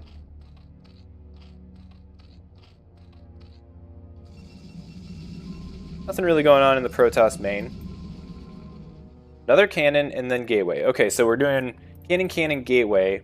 I hope the Nexus can still fit there. I'm sure it can. About to find out. Yeah, it can.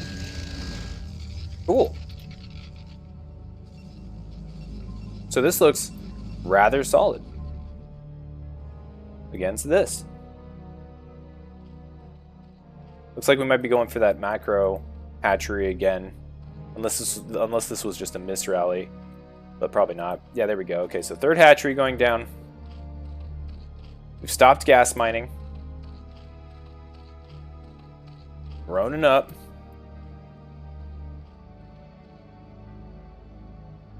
Nexus finishing up, about halfway done.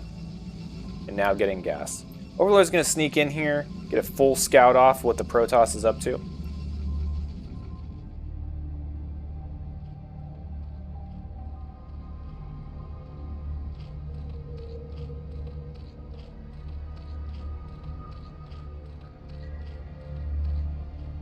And we wait. We wait for the fight, ladies and gentlemen. Uh-oh. Is Overlord getting a little too close for comfort? Ah, oh, that's a shame. Overlord goes down. That is going to supply block our Zerg player. And then his buddy is coming up. Just to double check everything that he saw originally. Getting a second gas here at the natural for our Zerg player. Still no lair. Going straight into Hydralisk Den. Okay, so different build order than last time. I like this better. I like this better for our Zerg player. I think Jungi's going to be set up pretty well to start massing Hydralisks. And because of the way the city is, he's going to be able to come down here and at least pick off this Forge. Now we have another probe sneaking out. I'm wondering if probably try to get a confirmation of the tech and where the Zerg is standing in relation to getting their army up, but also might be looking and hunting for just like a third base, seeing okay, is the Zerg player still on 2 or are they branching out? A couple safety colonies being put down by our Jungi, however you pronounce it, and we're going into the layer somewhere. Oh, we're putting the layer right here in front. Cool. Now the layer does have more HP than a hatchery. So thought process here might be, you know, strengthening this wall.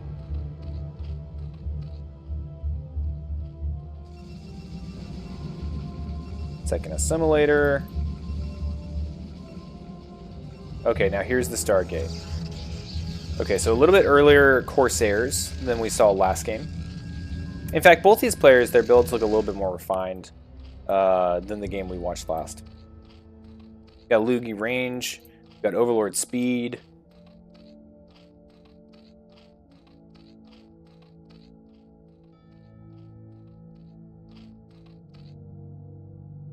Zergling's going to come up here and try to clear out this base, make sure there's no shenaniganry, no Protassiness happening up here at the 1 o'clock. Now, +1 weapons on the way. So this timing, generally, you could, if you had enough Hydralisks, come down here and deny that from the Protoss player. But we're not seeing a whole burst of Hydralisks right now. We're kind of just seeing expansion, Zerg's getting their 3rd base, sitting back and droning. Now, like last game, we have Overlords all over the place. And so this could be scary when the Corsairs start coming out. Also getting another gateway, 2 gateways, and a Templar. So we're going to be seeing Templar again. We'll see if the Storms are more effective than they were last game. I think last game, there was probably an opportunity to probably slow down that last final Zergling Ultralisk push if the Storms had just gone a little bit more in favor of Peru. Evolution Chamber being thrown down, and here comes the Corsair. Now that's funny, Corsair's beelining it to the base, but there's no Overlords here. The only thing here is a Hydralisk. So he's going to get the full scout off, but he's not going to find any Overlords. There's no Overlords in the base. All the Overlords are forward placed along the map. So this Corsair is going to have to go hunting a little bit. But when he does start finding Overlords, there's nothing that our Zerg player is really going to be able to do about it. Now, they are faster this time. Last time they were still slow when the Corsairs were out. And it doesn't look like Jungi is going to get down here in time to really deny that upgrade. But we are starting to see a whole bunch of Hydralisks being popped out. We're seeing Spore colonies being morphed, 1 in each base. And the Corsair is aware that this 3rd base is up now. And that's going to trigger a reaction, right? We're going to send these speed lots, a whole fanatic of them, straight up to the 1 o'clock. Now, I don't think these are going to get much done. They're going to run in there. I don't know. There's not much drones, right? Like 1 drone, maybe a 2nd one about to be there. There hasn't been a transfer yet. This is going to be seen once they hit the creep. And I think it's going to trigger a reaction where these Hydras and Lings go in there and just clean it up. But we'll see if he can target down this hatchery. He's going to kill that drone. Here's the reaction. And we'll see how fast... Okay, Zealots are good. I kind of wish he had just targeted down this hatchery, because these Zealots are going to get cleaned up now, where I think he could have denied that. I think Chopstick Boys could have come in here and just poked this to death. Oh, man. But the hatchery is weakened, so we'll have to keep an eye on that. We'll have to remember that as this game progresses, because there may be an opportunity for a Protoss player to come back in there with a little backstabbiness and schwack it. Okay, some of these newly morphed drones going to be heading over there to the 3rd, start saturating it. A whole nother wave, a whole nother fanatic of Zealots is here at the front, this time with some Stormy Boys. We do have a couple Corsairs hanging out back at home. I would like to see these out on the map, because, I mean, we can see right here, there's 4 Overlords just chilling around the map. There's a 5th one. Pretty undefended.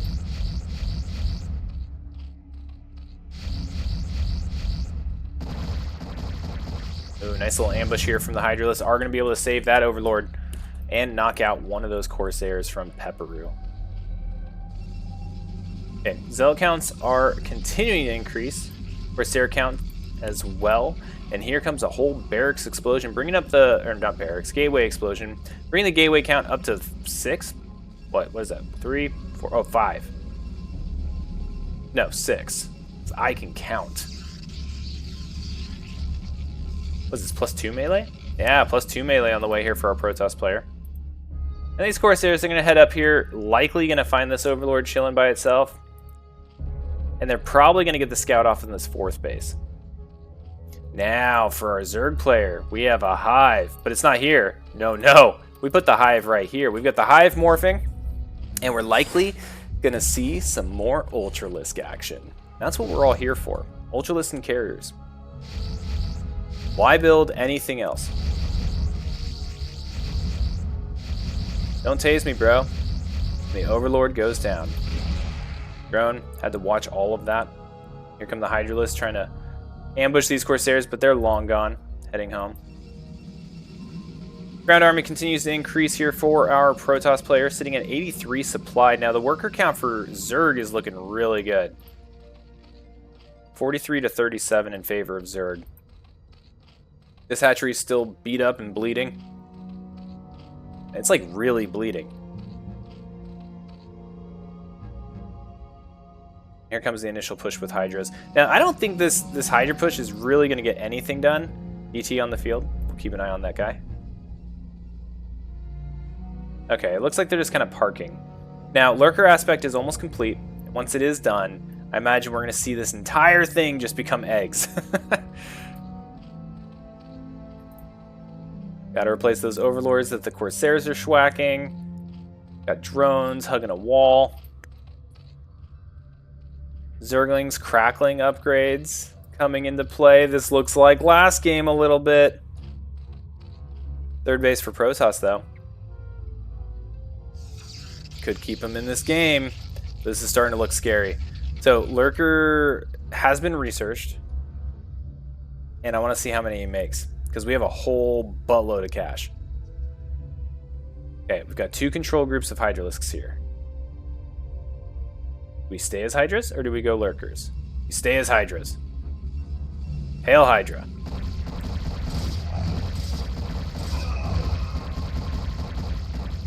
What's that from? Is that Captain America or is that He-Man? Oh, big storm! Oh, another big storm! Oh my gosh. We got smushed bugs all over the place. Zealots are gonna come out here, clean all of this up. Another big storm! Oh man, Captain America, thank you, Staged. That was driving me nuts. Now, I don't know where the DT went, but it probably died. Yeah, I didn't do a good job of keeping an eye on that.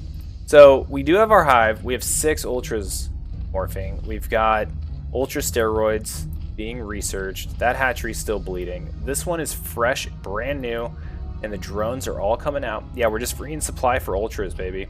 Like, that's all it is. The Hydras are just there to scare him. Keep him in his base for a second. Now we're down to 1 cannon. 1 cannon. Expended a few of the storms, but we got lots of energy on these. Lots of energy. Now, we're at least at +2 melee. What are we at? +2 melee. We've got +3 melee on the way. No armor. Armor's for wussies. I need no stinking armor. And we've got ultras. Here we go. We've got our 6 ultras. We've got a whole boatload of Zerglings. And we're going left. Or west. Alright. Now we're probably going to meet around here. Now I wonder if he's going to go to that 3rd base. Whoop. Going to the 3rd base. Alright, the cracklings are charging in. Making quick work of these cannons, of these pylons. Cracklings are insane. Yes, ladies and gentlemen, this video is not sped up. This is the true speed of Zerglings. Now look at this. Dual-pronged attack. More Zerglings, more Ultras coming in. Now what does our Protoss have? Protoss has Storms, a Cannon, and a Dream. But here come the +2 melee Zealots, starting to poke holes in all these elephants. Now they are good. Big Storm there. That was pretty well placed. Killed a lot of Zerglings. Damaged these Ultras pretty heavily. Now, this army was coming in on 2 fronts. Now, the Zerg killed the 3rd, but it wasn't coordinated to hit at the same time. So these Zealots are getting a lot done. Now, I wish we'd see more Storms here. There it is. There it is. I got my wish. But this is still a bunch of Ultras, man. And all of the Zealots on the front line have gone down. Another big Storm. Now, Ultras are mostly stupid, but these ones happen to get around to wall. Another big Storm, killing everything to include some High Templar, but it was worth it. This attack has essentially been quelled. But wait, we just have 1 Dragoon and 1 Zealot. Who wins? Ultra wins. All right, forced to run away. Storm's a good unit, man. Storm is a good unit.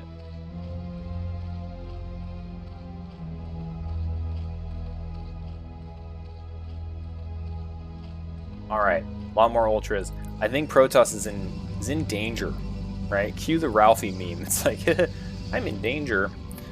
Because that took everything Protoss had to defend the natural, even when that army was split in half. And this time we're having a consolidated effort of roided out elephants, cracked out zerglings, come crashing in like a giant tidal wave, and here they come. I don't think we have the storms left to make this happen.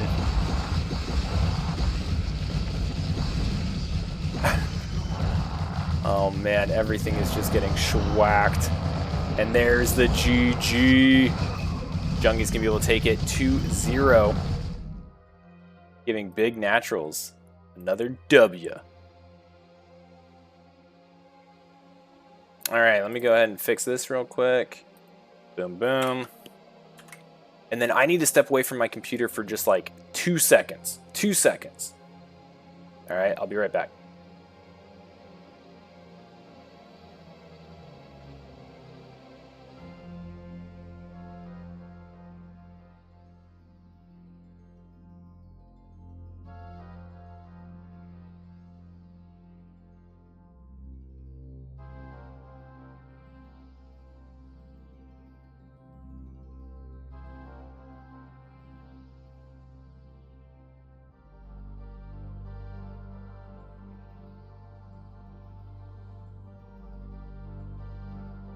And just like that, I'm back. All right, we're going into our last series round. Right now, Big Naturals leads 2-1 over the Bargain Bin Bonjwas. And here to close out the match, the decider of it all, whether they are going to be tied up at the end of this in Tier 4, or if, who's ahead? If Big Naturals ends up taking it, is going to be Strawberry versus Whirlwind.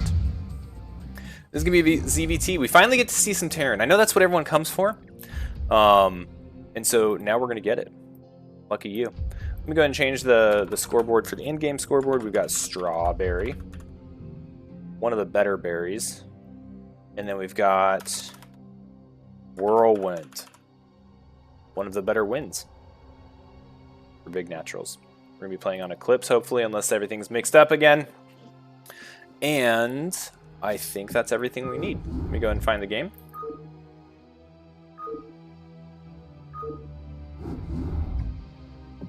Yep, Eclipse. Here we go.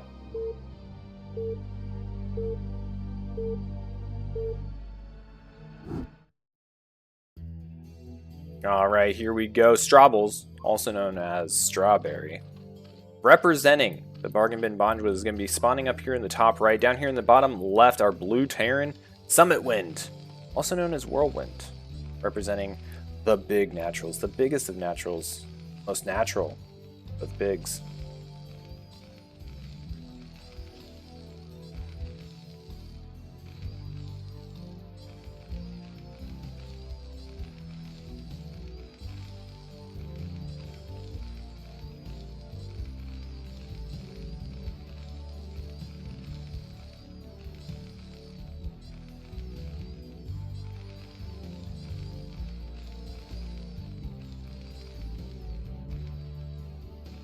Right. And my kids are home from school, so if you hear children in the background, that's what you're hearing. The craziness of the baby sharks. Alright, so up here, nothing has happened since I stopped talking. We'll see what we go for. Boom, 9 pool. So, solid 9 pool coming out here from Strawberry. Always a good time.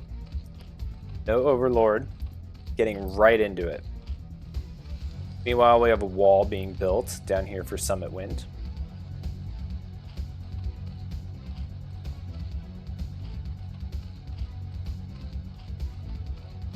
And we'll see how this goes. Again, thanks for watching. T4 is my favorite.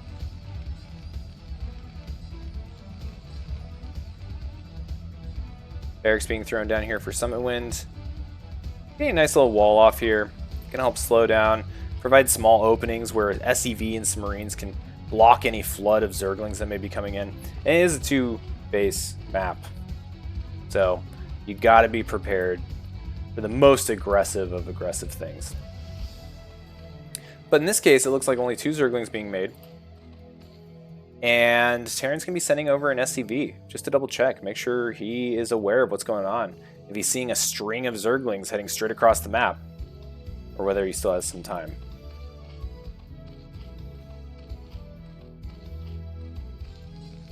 Second supply depot going down here at the wall at the natural. We do have gas on full bore. So this looks like it potentially might be a mech build. Of sorts. We do have the factory going down. So we'll have to keep an eye on what Summit Wind does. We have 4 Zerglings chasing around Bob the SCV. And he's hauling ass back home. Now the Marine's going to be here. This is kind of what I was talking about with the SCV, just plugging the gap. And be able to keep these Zerglings at bay. Now if this SCV is mineral walking, shouldn't have an issue getting past his own wall. Ah, but he's not mineral walking. Does he survive? He does, and he even gets repaired. Welcome home, Bob. Now, we've got a whole lot more Zerglings being produced from our Zerg player. But this wall's going to be a little bit challenging. Oh, but the SCV's left! This is one of those opportunities where the Zerglings can poke in and actually just shred these Marines real quick. Not like this, though. They gotta be bunched up. One at a time is not going to quite cut it. But stopping at 2 Marines, it looks like we are going into Vulture production. And when the Vulture pops out, that's usually, you know, game over for kind of this early Zergling phase. But if he had gotten all of these, plus those original 2, plus this straggler in this wall, could have definitely delayed this CC. Hell, there's still an opportunity right now. Well, now the Vulture's out. So, maybe not. Oh my gosh, look at this hiding behind the tree. That's some high-level play right there. I love that. I wonder what his natural colors were in this game, too. Okay, pink. Not quite. I was wondering if maybe he was like dark green. He just looks like the foliage.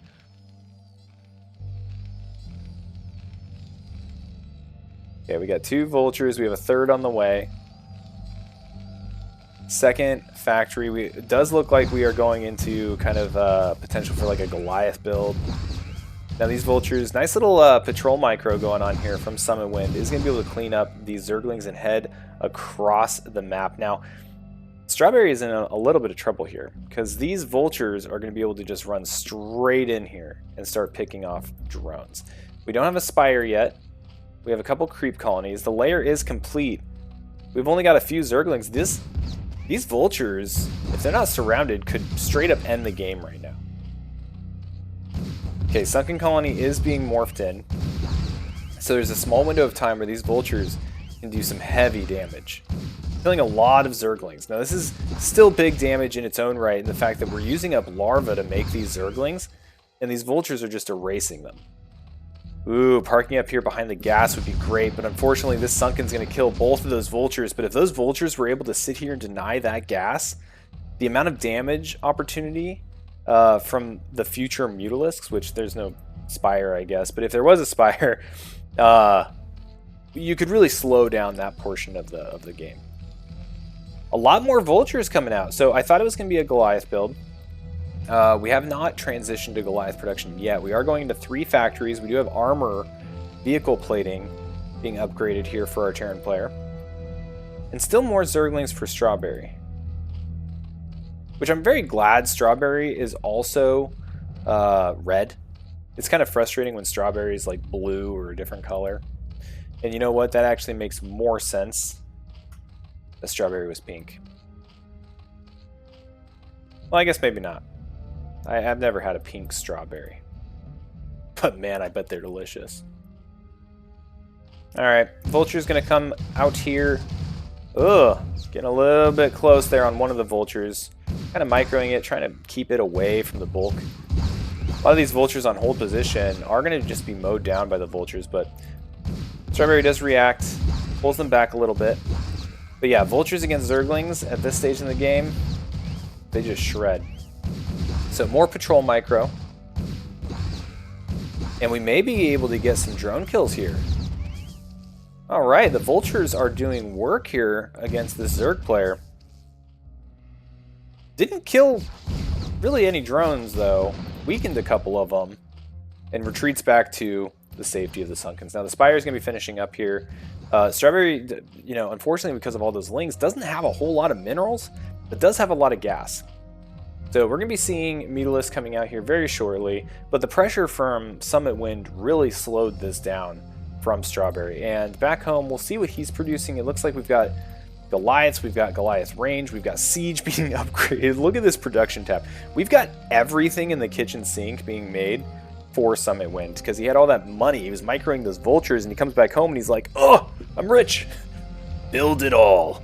And so he throws it down, getting a 4th factory, getting turrets, getting a starport, has an eBay, just building everything. A lot of creep colonies going down. So Strawberry sitting back and kind of going on the defensive. I think recognizing that the window of opportunity for the Mutalisks was likely kind of spoiled from the early pressure and the economy loss based on having to throw down Sunkens, having to spend larva on a bunch of lings. So might just be turtling up here for a minute. Meanwhile, Summit Wind is throwing down a 3rd base. Now, I'm not sure if this was seen by an Overlord or anything, but we do have lings out on the map starting to go out and check. Now, it looks like Strawberry is checking kind of like the natural 3rd, which makes taking this 3rd a little clever from Summit Wind. This is almost serving as like a ninja base, right? It's kind of in a less expected location. So Strawberry is going to hit this and see that there's nothing there. And is pretty much just calling it good. He might come over here and check as well, because there's a base here and there's a base here. But opting to stay up here on the high ground and keep an eye out for any move outs. Alright, now the muta numbers are starting to grow, but you see they're growing pretty small, and we're limited here by the minerals. He's got plenty of gas.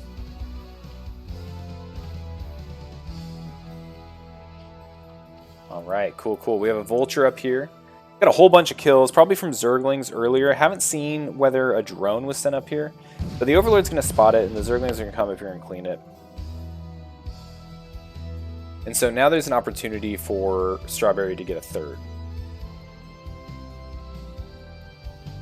Okay, what do we got? We got more Vulture play coming from our Terran player. We've got a whole bunch of tanks and Goliaths now. So Terran is really starting to acquire a force that's pretty scary for what we have on the Zerg side. I also want to point out with the Starport, we have Science Vessel, we have Irradiate. I like Summit Wind's position here against the Zerg player. Strawberry has 3 Mutalisks, Queen's Nest, a couple hatcheries, so Strawberry is in the position of trying to ramp up for massive army production.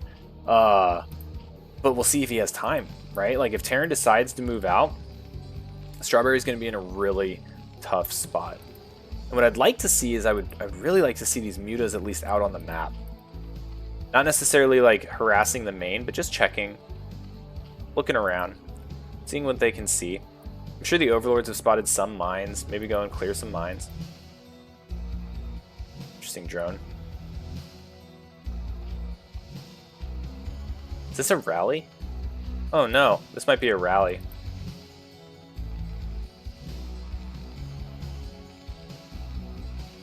Alright, Terran continuing to build up.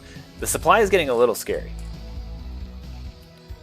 Terran is currently up 20 workers, up 50 supply, getting a 4th base. I think Zerg's going to need to start doing some damage here really soon. Otherwise, Terran's going to be able to move out with a push once the vehicle weapons are upgraded. And he's got 1-1. And it might just be unstoppable. Alright, the Mutalisks are going to move out. They are going to see the Vultures, but they're going to run right into these Goliaths. Now, is he going to pull back and try to defend, or is he going to push forward and see if he can pull this army back with him? It looks like he's going to hem over here and hit this 4th base. Now, this is going to hopefully slow down the Terran a little bit. Getting clogged up here on the ramp.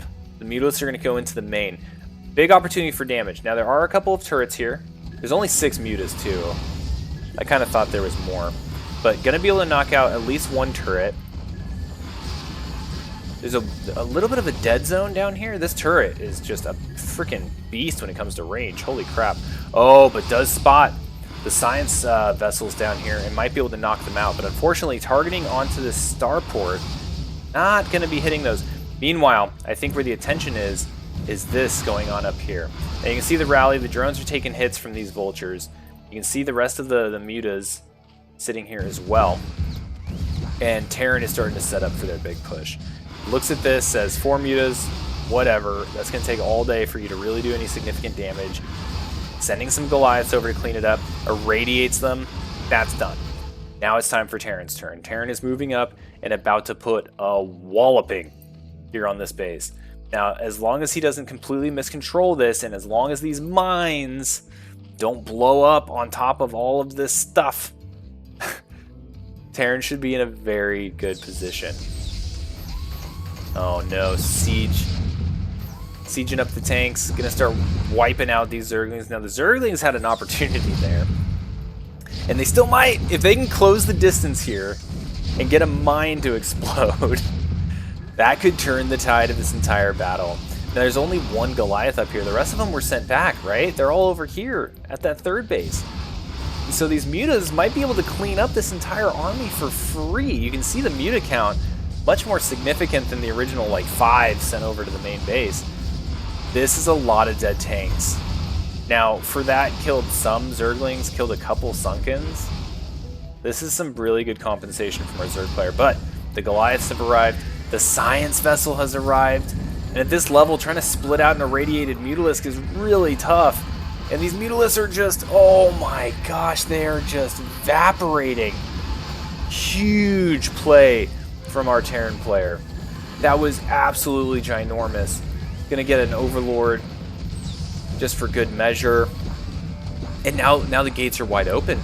The gates are completely wide open. This Terran army, there's nothing to stand in front of it but a Sunken and some Lings. And I think this might be the beginning of the end of our Zerg player. Strawberry putting up a huge fight here, but Terran, able to amass this giant mech force, is just walking through.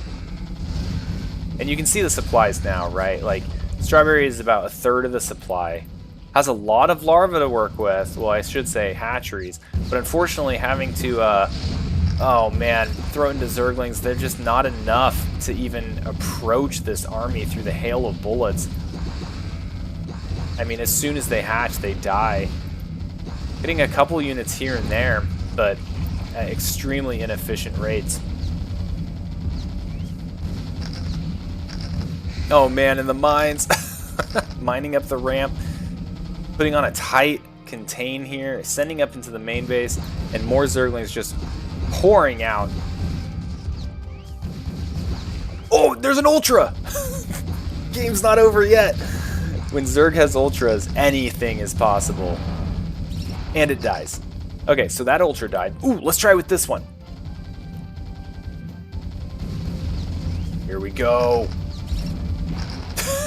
And it dies. Are there more? I think that's it. Strawberry's out of Ultras and out of time. GG. That was fun. That's going to be a win for Whirlwind and the Big Naturals. Now, this is a best of 3 series, so we have more games to watch. Let's get into it. Let's go back here to this view. Whirlwind scores a W for the Big Naturals. Or at least a map win for the Big Naturals. And let's go ahead and go into map number 2. This is taking a little bit longer than I thought it would, so I am a little strapped for time. We gotta cruise through this. Next map is gonna be on Polestar. That's not the window I want. Here, look at my computer. And let me change the map name to Polestar. All right, everything should look correct now. Strawberry up in the top right, representing Bargain Bin Bonjwas. That's correct. And then in the bottom left, we have our blue Terran, Summit Wind, also known as Whirlwind, representing the Big Naturals, coming off a big W with mech play. We'll see if he goes mech again, or if he ends up doing something more bio-based. We'll have to find out.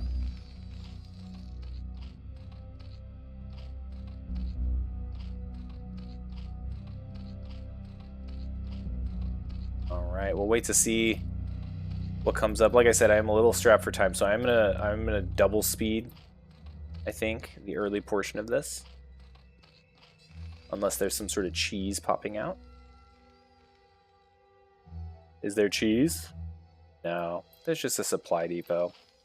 And then we'll see with the spawning pool. Okay, so it looks like we're going over pool this time.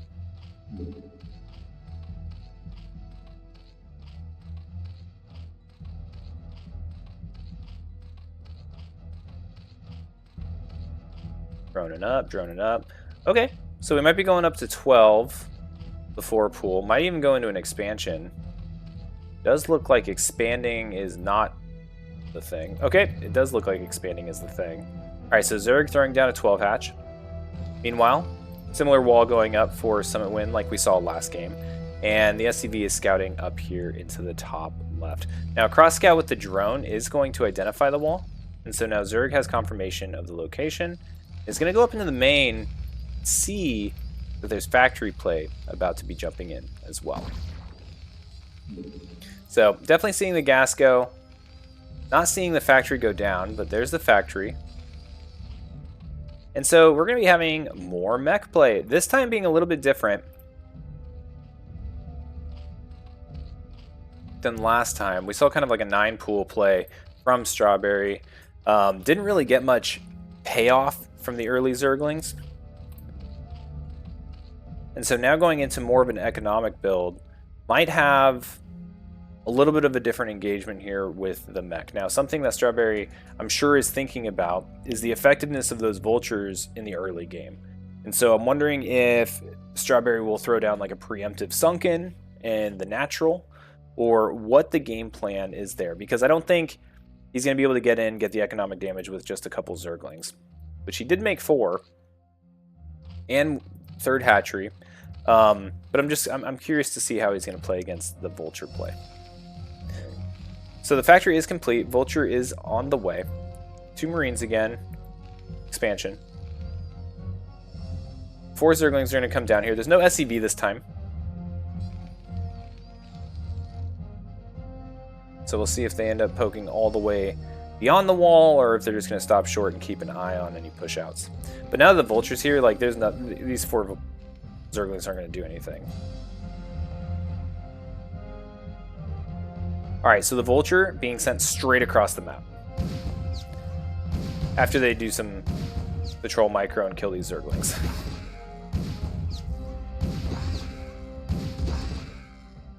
More shot. There we go. Okay, Vulture heading straight across. Okay, so this time we're seeing the Sunkens go down here at the natural.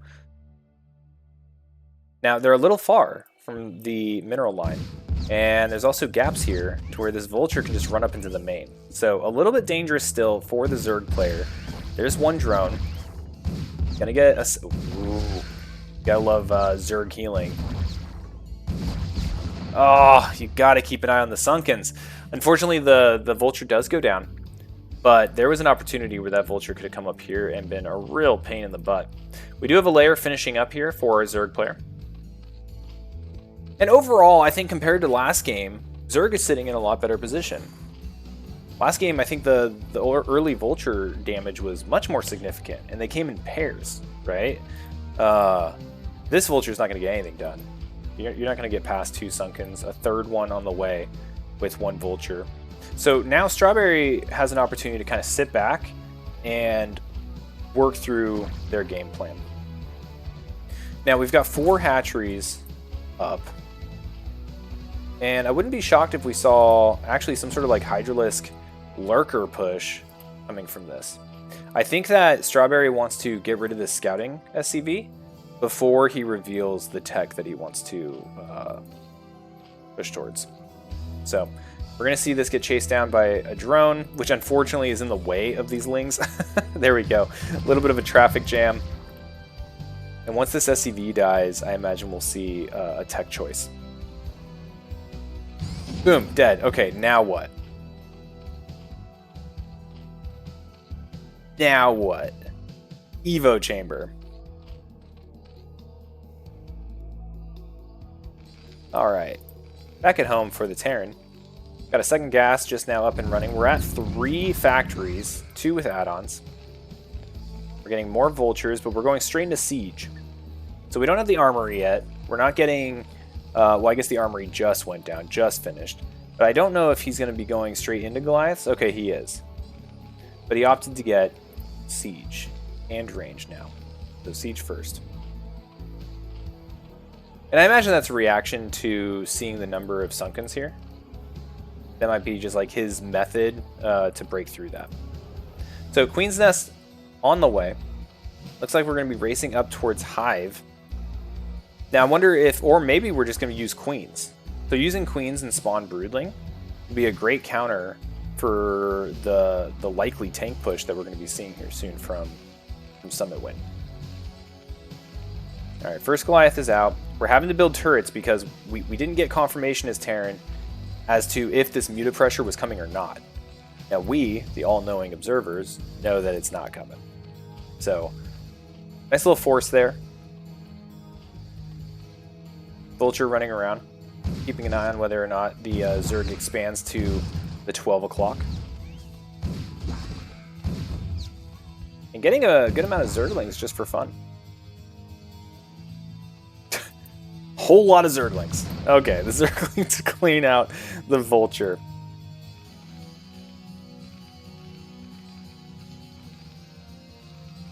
Alright, now we're just pumping. Pumping Goliaths. Waiting for that armor upgrade to finish up. We have another factory being built, 4 factory. Another factory, so we're going up to full 5, and we're getting a starport somewhere. There it is.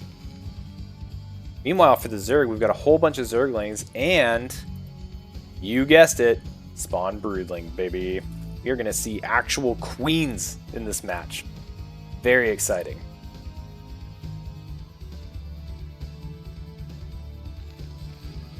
Alright, so Zerglings are going to come down here and check the 6 o'clock. Now, we saw this kind of play last game as well, where the Zerg kind of checked like the natural third expansion locations, and Terran was sneaky with where they took their third. We're not seeing that this time.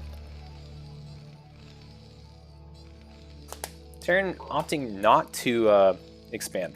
Or actually, that might have been... Yeah, that was last game. A lot of Goliaths here. Droning up. Getting Zerglings. Getting Hive. Spawn Broodling is complete. And we've got to get those queens out if we are going to use them, because it takes forever for them to get enough energy to actually cast Spawn Broodling. Looks like we're getting a second armory. We're getting science facilities. So definitely going to hit a 5 factory kind of like +1 timing push here. +1 armor just about to finish up. Vulture speed finishing up. 5 queens. Oh man, oh man. This has the opportunity to be awesome. The biggest thing I'm worried about here for our Zerg player, though, is there's so many Goliaths. Like, poking in and casting Spawn Broodling on these tanks. Ooh, first of all, nice way to aggro all of those lanes into their death. But if those queens try to poke in and Spawn Broodling on tanks, these Goliaths are just going to shred them. That's going to be a lot of investment down the drain. Alright, so keeping the queens concealed, kind of keeping them back in the main base. There's no scans for our Terran player, so no way of our Terran player to discover those until it's too late. So having that ambush, that element of surprise with the queens, when they come out, the first time they're exposed, they need to kill everything. Like, every single one of these tanks needs to become broodlings, and there's only 3 of them. And we know that there's 5 queens. So we're getting mines. Using them to contain the Zerg. We do have a drone up here. So, still an opportunity to get a 3rd base. That mine was huge, by the way. Killing, like, all the Zerglings. And I'm not sure the Zergling heavy play is really the way to go against the amount of vultures that we're seeing. Sunken's gonna knock those out. This mine, oh my god. Okay, good reaction there. That could have been a lot worse. And now we're, whoops, and now we're waiting for the push. Overlord goes down, and here comes Terran. Now, this is gonna be a key moment. Can the queens come in here? And can they spawn broodling on all of these tanks? I don't know. A good amount of energy. 119. I don't remember how much it costs to cast spawn broodling, but it's a lot. All the Zerglings just melting. Sunken's getting some good shots off on some of these Goliaths. That'll be useful for when the queens are employed. But now we're up against the wall. Now there's a clock. We've got to kill these tanks. Right now we do have Ultras on the way. Got 2 Ultras morphing for our Zerg player. Still gathering up energy for these queens. Doesn't want to spring them until the moment is just right. You want to maximize the amount of damage. But this is a lot. This is a lot of tanks. This is a lot of Goliaths and Vultures. Now this tank, a little out of position, does go down for free. Now can the queen get it off? Oh no! He casted Parasite. Oh no! There's the spawn broodling. Oh man, losing that queen for a Parasite, not the way you want to do it. And right now this approach, a little tough. Oh, there's another one. Excellent.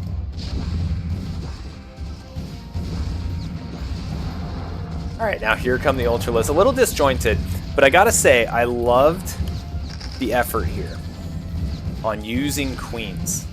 Right? Like, busting out spellcasters is always tough, and queens especially are tough to deal with. And so this push looks like it's going to be kind of clearing up Strawberry. I don't think Strawberry has much of a chance to come back, but the use of queens was definitely awesome. Oh man, they just pop to these these Goliaths. Ooh, good mind drag. Oh no, they die too quick. But here's Ultras. When there's an Ultra, there's a way.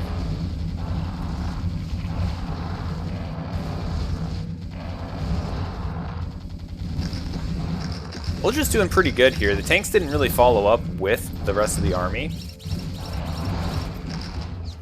They end up getting cleaned up. There's only 1 Ultra left. Queen gonna come in here. Spawn Broodling. Excellent. Very efficient. You get 1 Spawn Broodling, and I think a Queen pays for herself, if not more. Now we got Science Vessels in the fight. Goliaths in the main base. And there's the GG. And Whirlwind is going to take it 2-0. Great games, great games. All right, let's go ahead, go back to our handy-dandy scorecard. Let's give Whirlwind his well-deserved 2-0. And that is going to be it. That gives Big Naturals the victory in Tier 4 of 3-1 against the Bargain Bin Bonjwas. Great time. So let's go ahead and do our anthem, and I'll send you guys all off. If there's anyone you think I should raid, let me know. At the end of the song, we'll pick someone to raid. Alrighty. Oh no, it needs to restart. We gotta restart the anthem. Here we go. Gotta stretch those fingers. Play that piano. Gotta jam on it. Winners rise and losers fall, reflexes sharp, minds and floor. Gamers play, this never ends. CPL, where legends play. CPL, we fight tonight. Let us sing the storyline. From the shadows to the dream, we are the coach you believe.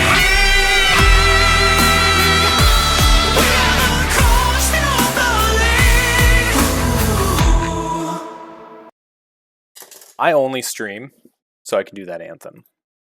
Everything else is just a cherry on the top. Let's go ahead and see who's streaming. We've got 80s Mullet. Let's do 80s Mullet. He's playing Brood War. He's playing Terran. I think that's a great person to raid. All right, let's go ahead and start that raid.